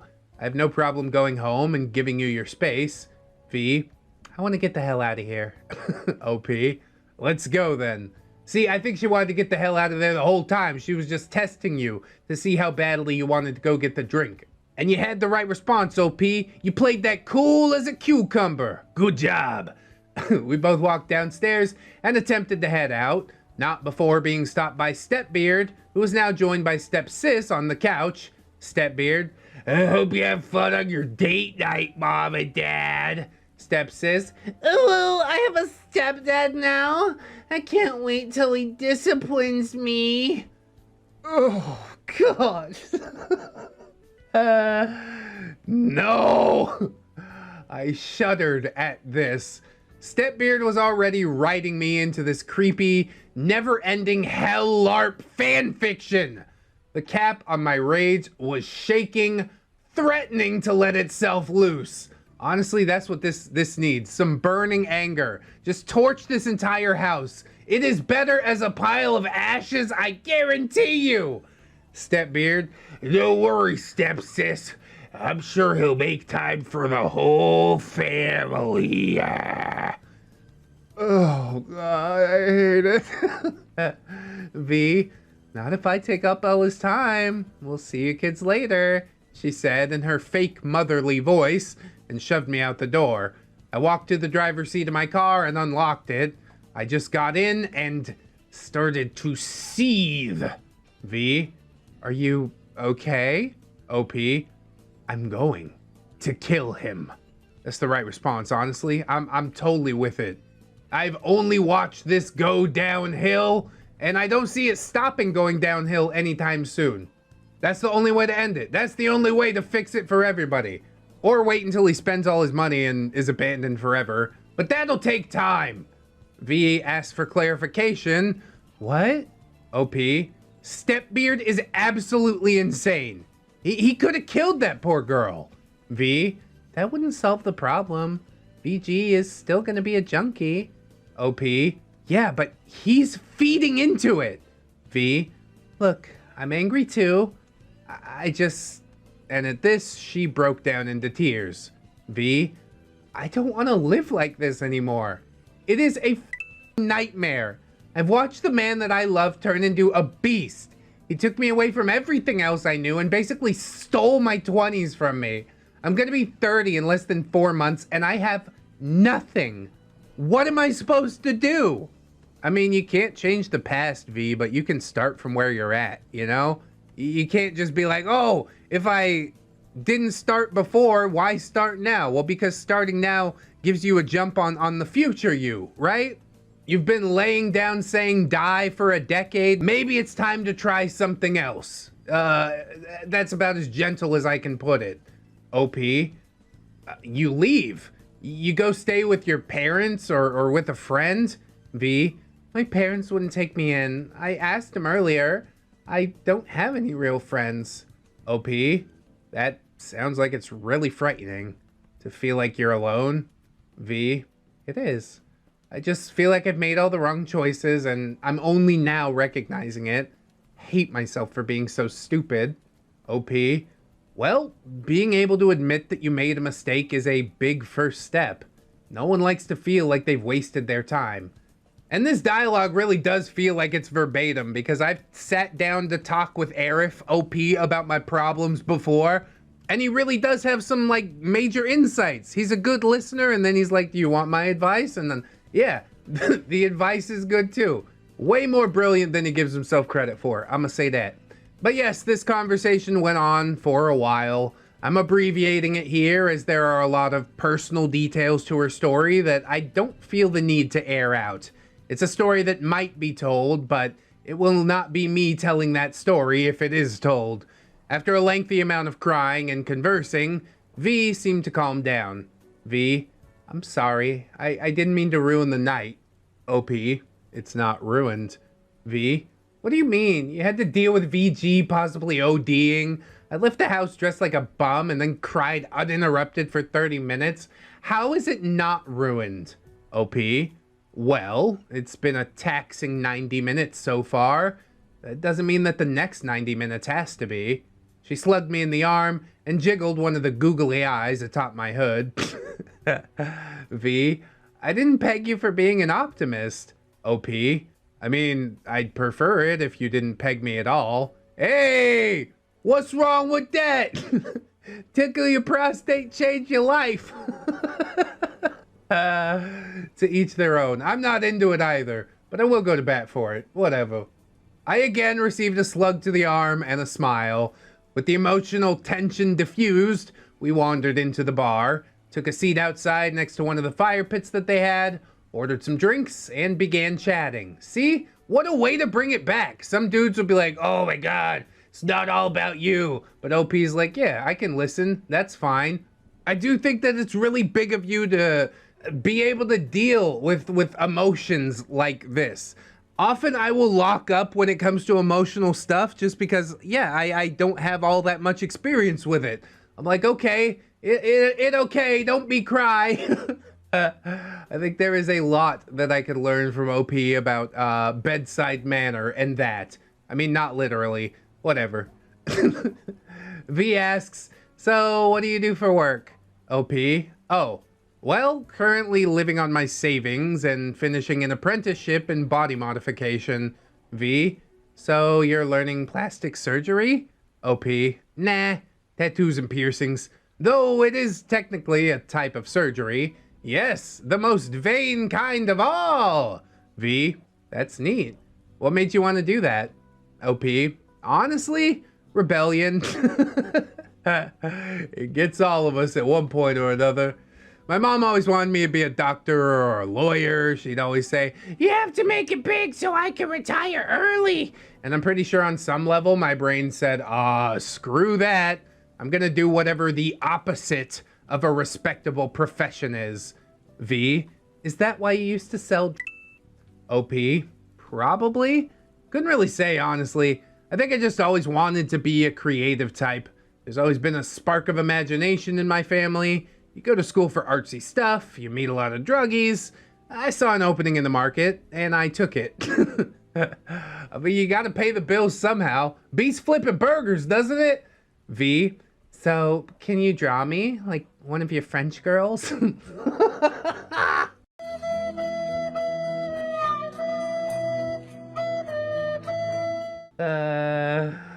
Yeah, sure.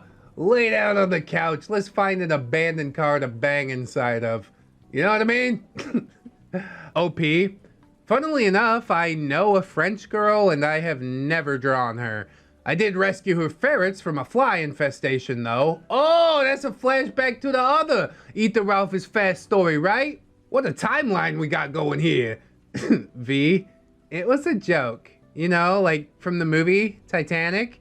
Yeah, I got that. That's why I made a quip about the car. OP said, yeah, I know. I was ignoring you.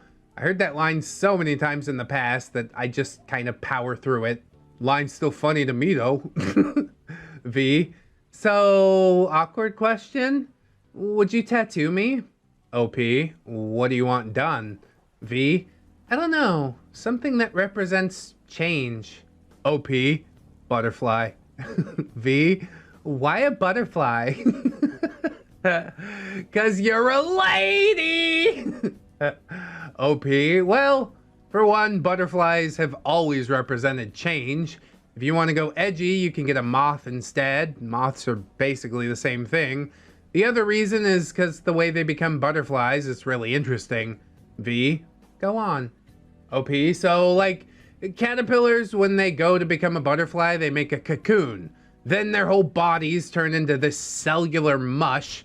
And for most other animals, that would just be the end. Not for caterpillars, though. They have these clusters of cells called imaginal discs, and these discs have the coding to turn all that mush into a butterfly. It's actually really uplifting. To think something as lowly as a caterpillar has this internal mechanism that just allows it to become something completely different than it was. It makes me hope that there's something like that in people. Something like that in the soul? I don't know. I just like that thought. That's a beautiful thought, man. I never thought about butterflies that way. I'm working on turning myself into a cellular mush so I can rearrange myself and become better. I'm gonna go out and get a butterfly tattoo. No, I'm not. It's fine. V, well, you sold me on it, so when can we do it? OP, I'll ask my teacher if I could do some work on a friend. If he says it's cool, then I'll have you come in tomorrow. For freezies? What? I'll try to get a tattoo too. What's up with it? I pulled out my phone and opened one of my Instagrams and scrolled to some of my concept sketches. OP, pick one. V, I like the one that looks like it's got stained glass for wings. OP, really? V, yeah, it's kind of religious. I like that. I miss going to church. V is an interesting character, you know? I wrote her off completely in the first part, and now it's just opened up. You never judge a book by its cover. It's something that gets said a lot, but it often slips my mind until a story like this comes along, and I'm like, wow, she is fascinating.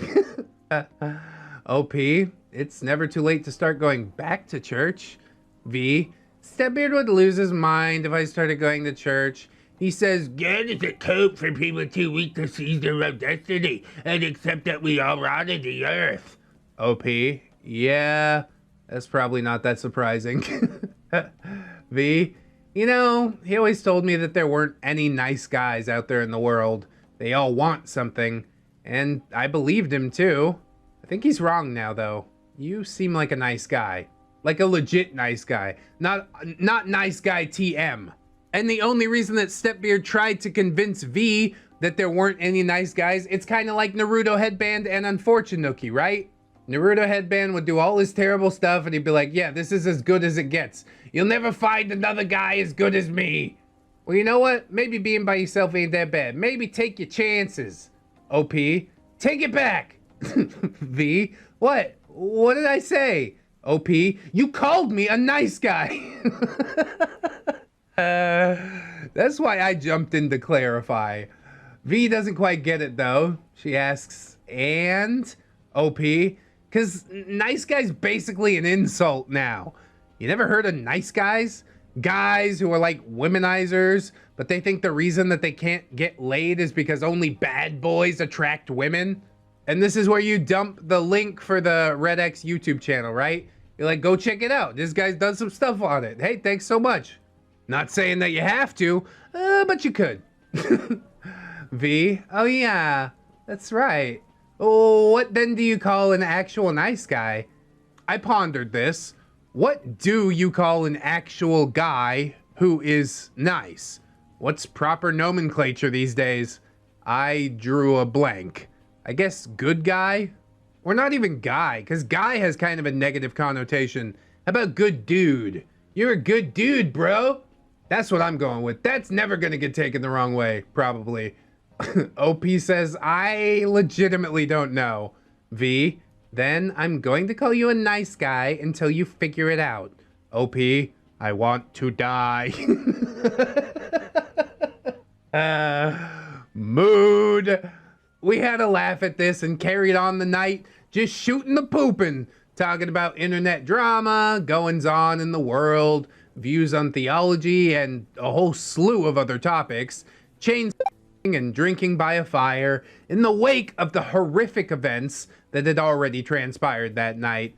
There's something wholesome about just sitting by a fire with someone and sharing your experiences.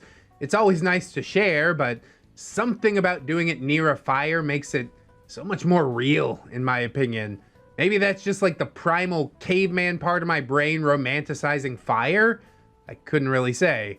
After several hours of this, I was ready to call it a night. Yeah, I guess all dreams have to end. As I was driving her home, I saw her getting anxious. She was chewing her fingernails and rapidly tapping a foot against the floor hard enough to shake the car. OP, what's up? V, nothing. OP, you seem anxious. You are wearing a hole into the floor of my car. V, I don't want to go back to Stepbeard's house. OP, oh. I mean, maybe I could take you somewhere else? Maybe you could get a hotel? V, I don't have the money for that. Now, I knew the subtext of this statement. Yeah, I think most people would. I knew what she was saying, but are you gonna go through with it, I might, honestly. Like I said, I ship it. She seems like a really good chick. The problem is, you let her come live in your house, and does she just not contribute for a decade like she did at Stepbeard's house? I'll give you a week. How about that? 1 week to figure it out, and then all your stuff is going on the street. Deal? And then, of course, they'll totally think I'm the bad guy once I put all their stuff on the street. Y'all didn't want to believe me. So the question here really was, did I feel like making this my problem? Well, we'll take a bet on that. What do you think, comments section? I think given OP's past, all the other stories that we've seen, him stepping in to save the damsels in distress every single time, yeah, of course he's gonna do it. I'm pretty sure. At this point in my life, I really am getting too old to deal with this kind of stuff, but on the other hand, I am an eternal softie. Knew it, called it, knew it! OP, do you want to come over to my place? V, like in, do you want to come in for coffee kind of way? OP, no. In an, I have a guest room kind of way. V, oh, for real? OP, yeah, dude, screw that house. Spend a night in a normal house. Yeah, 2-3 days to bury the trauma of why you were there and you'll never want to go back. It's pretty easy. V, this isn't some kind of trap, is it? OP, I mean, if it was, I wouldn't have any reason to tell you that it was. V, yeah, that's true. Well, screw it. Let's find out if I get axed tonight by a guy in a Gurr hoodie. Who knows? Anything could happen. We arrived at my place and I showed her to the guest room. I apologized for the lack of home design in the room, and I let her borrow one of my iPads to surf the web and watch YouTube or whatever. We said goodnight, and I went to my room to ruminate on my decisions. There would be consequences for what I had just done. I don't know what they would be, but the only thing I know for real, there will be bloodshed. Yes, I did just insert a lyric from Jetstream Sam's song into my story. It is my story. I'll do what I want. The following morning, I was awoken by V knocking at my door. Oh, she looking for some of that afternoon delight. V, Stepbeard is losing his mind. OP, what? V, He sent like a bajillion text messages last night. I checked my phone. Below, I will transcribe some of the text messages that I received. Where the hell are you guys? You better not have run off with my woman, you beta male. What the hell are you doing with V? Yes, these are all the words of a very accomplished and competent man, self-assured. He's like, no, that's my girl. Wah! You're the beta male. Oh, you think you're slick coming into another man's house and taking his woman? I'll find you and I'll end you. Yeah, come at me, bro. What do you want to do? Show up to my door. I dare you. You think that means I'm gonna come out and beat him up? No, I'm just gonna lock the door, call the cops, have him arrested for trespassing. It's easier this way, and no legal ramifications on my side. It went on for this for quite a while. OP? Well, isn't that special? V? Did he also threaten your life? OP? Yeah, he did. V? So, what should we do? OP? Well, first, we're gonna have some coffee and make some breakfast. No point in panicking on an empty stomach. Do you like French toast? V? How are you not losing your shit over this right now? OP? Oh, I absolutely am.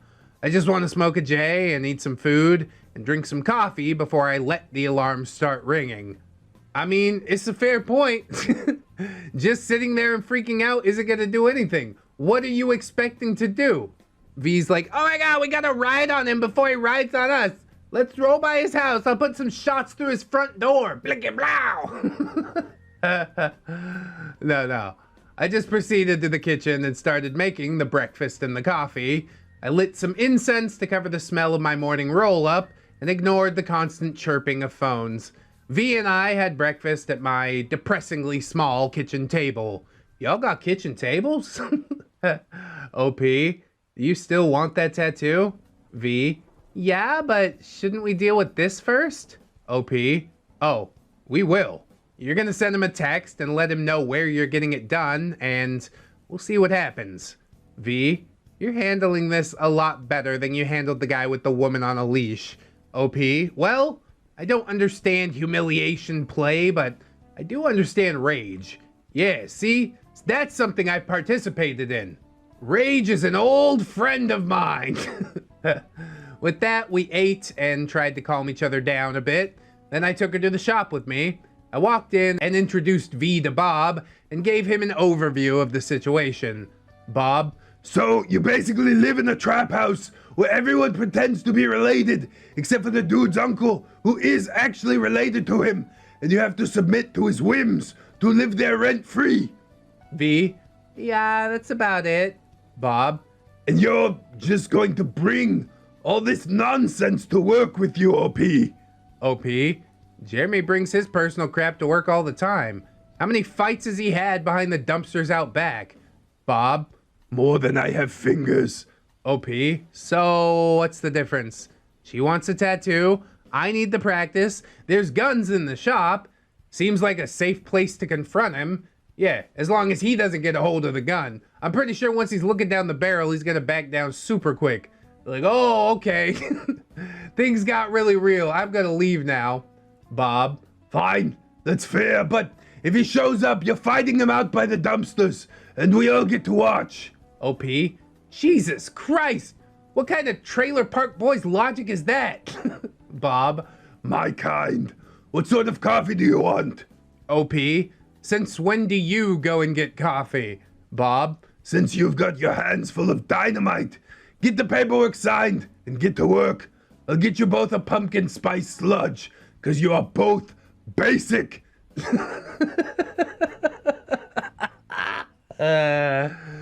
Pretty funny. Hey, Bob, you started to grow on me a bit.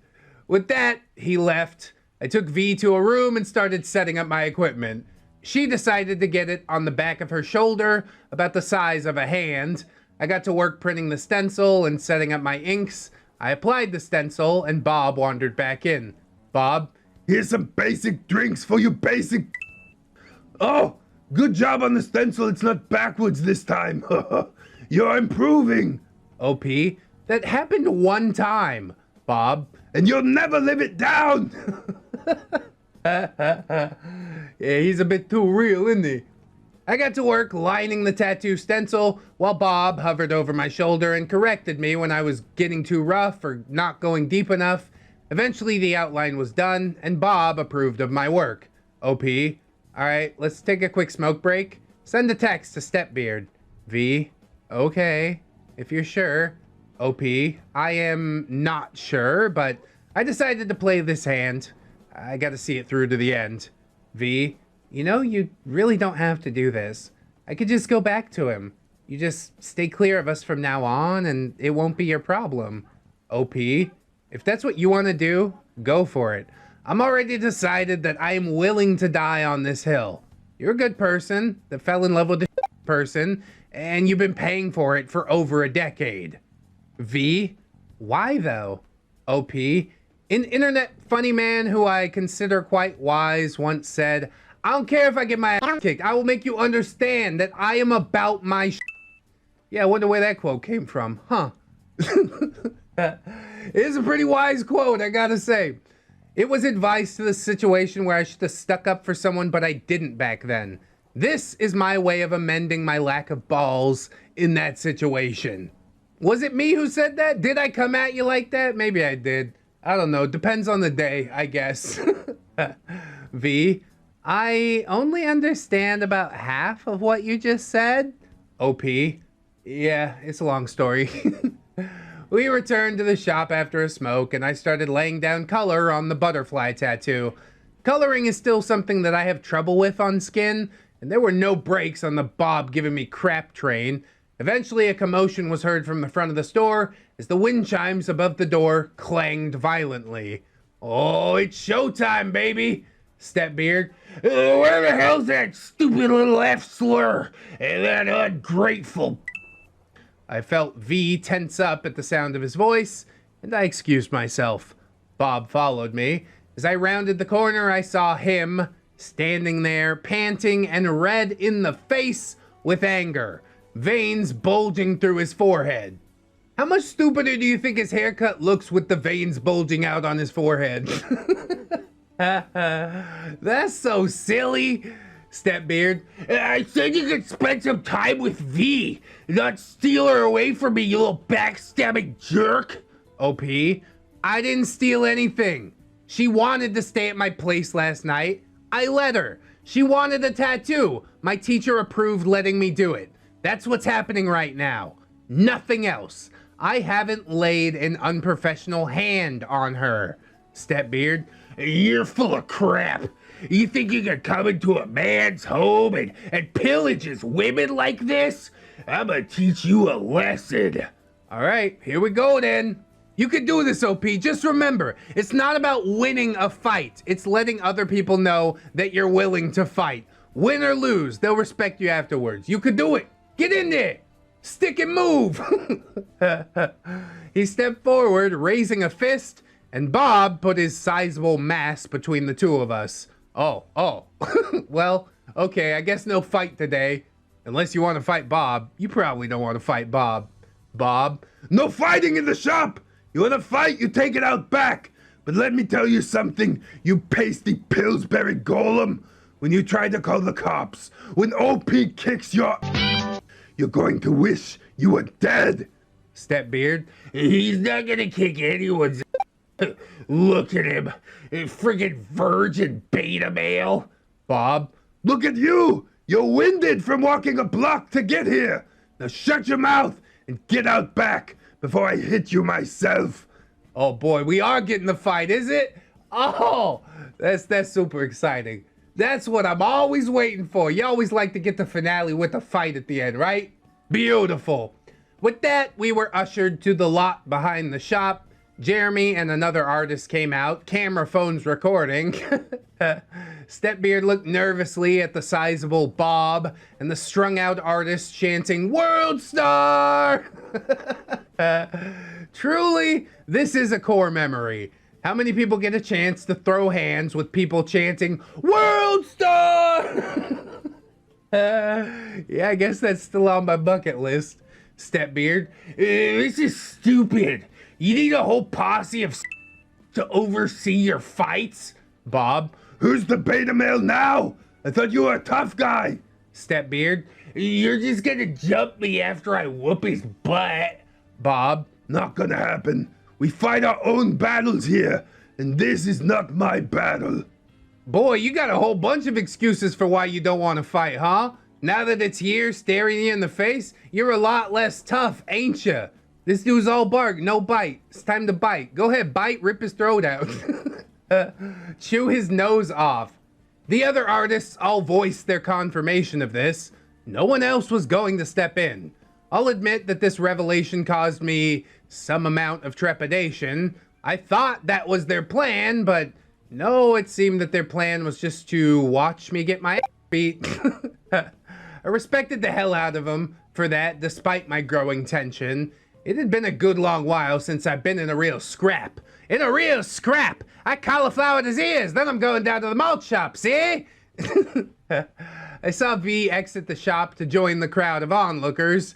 She looked sad, scared, miserable.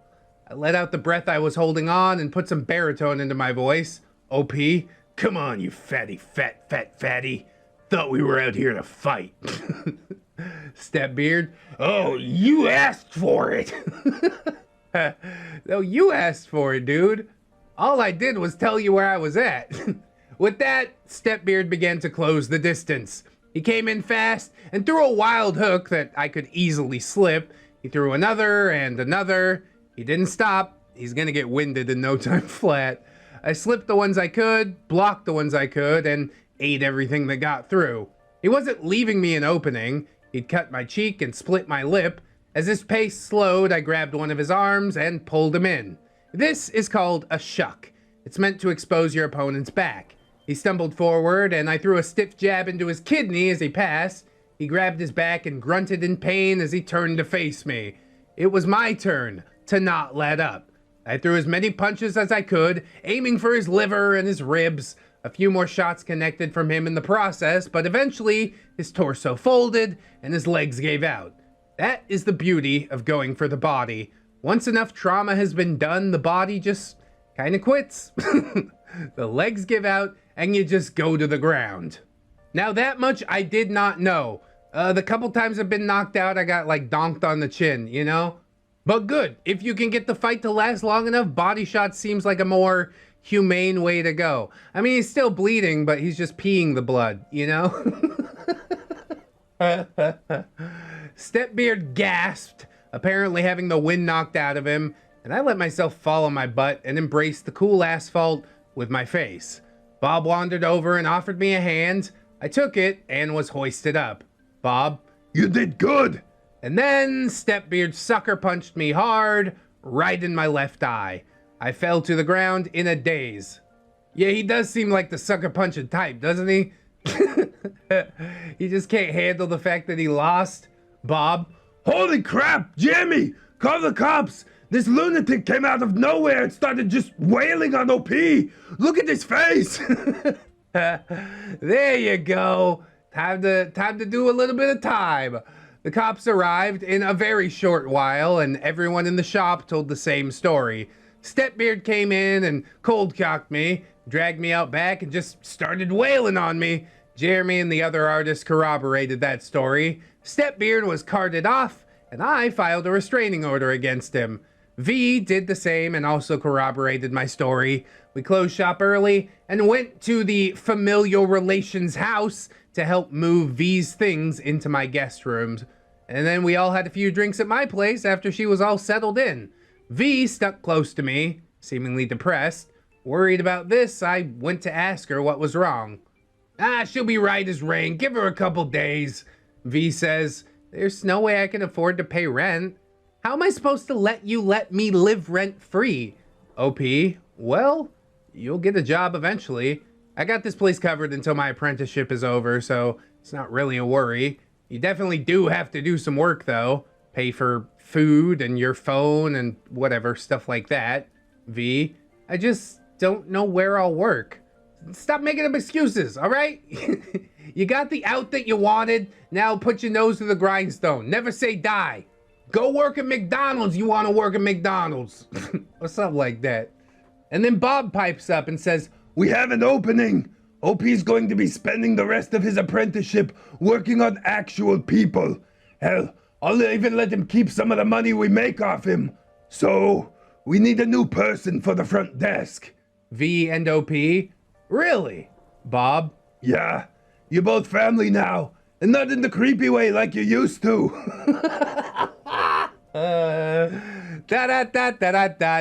We look out for each other at the shop, so if you're interested, you've got the job. Yeah, she probably gonna be doing it for free, but I guess I'll take the job, right? V, can I learn how to do piercings too? Bob? Maybe OP can teach you in a couple of months after he's certified. OP?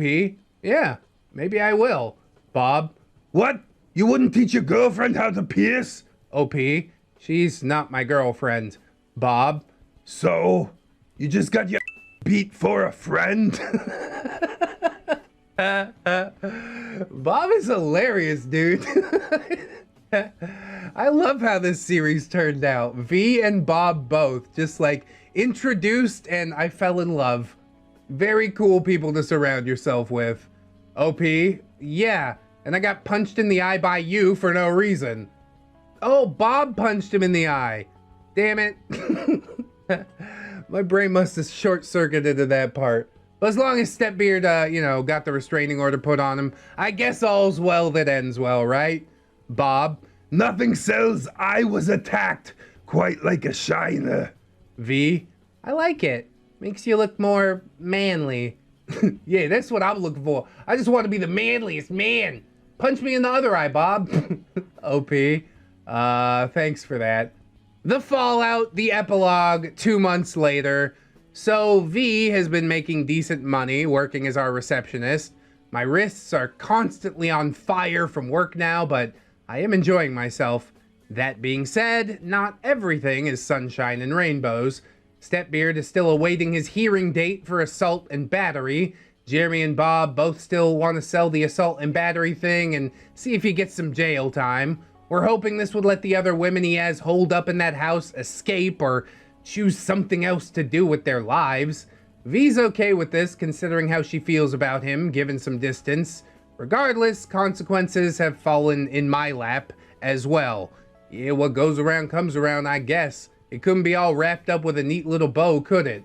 Once SisterBeard posted bail, he called up the rideshare company I was using and lied his ass off, telling them that I had harassed V. This caused me to be locked out of the rideshare program. V has written a letter to the company explaining that no such thing happened, but nothing's come of it. I will miss that revenue, but I found a few side hustles in the meantime. Not as good as the rideshare stuff, but it'll do. I mean, yeah, you only got a little bit of time left. I just hope you're hanging in there, man. I now have an unpleasant scar on my cheek where I got cut from one of SisterBeard's punches.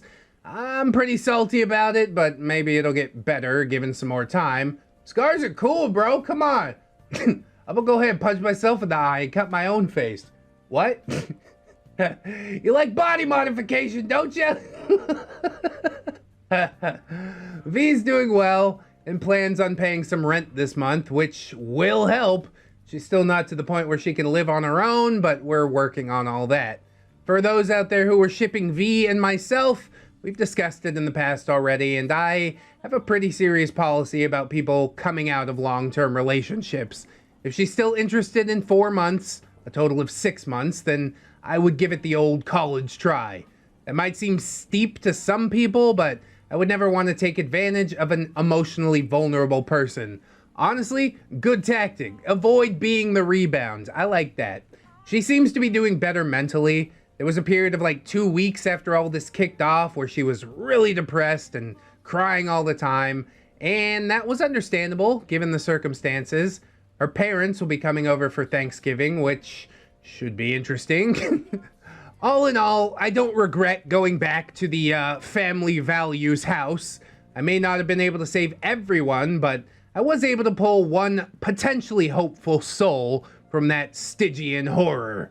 And sometimes that's worth the sacrifice. This will close the book on the familial relations house.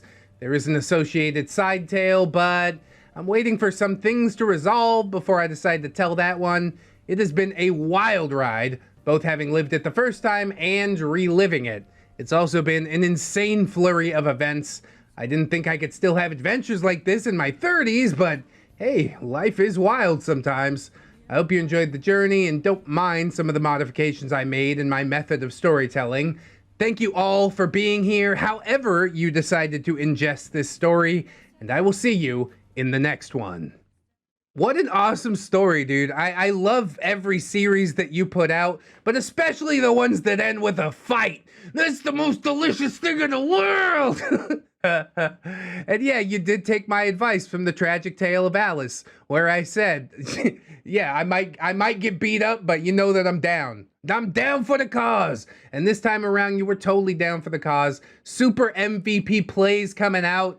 I do feel a bit bad for the vomit girl. Stepsis, she really seems to enjoy her role.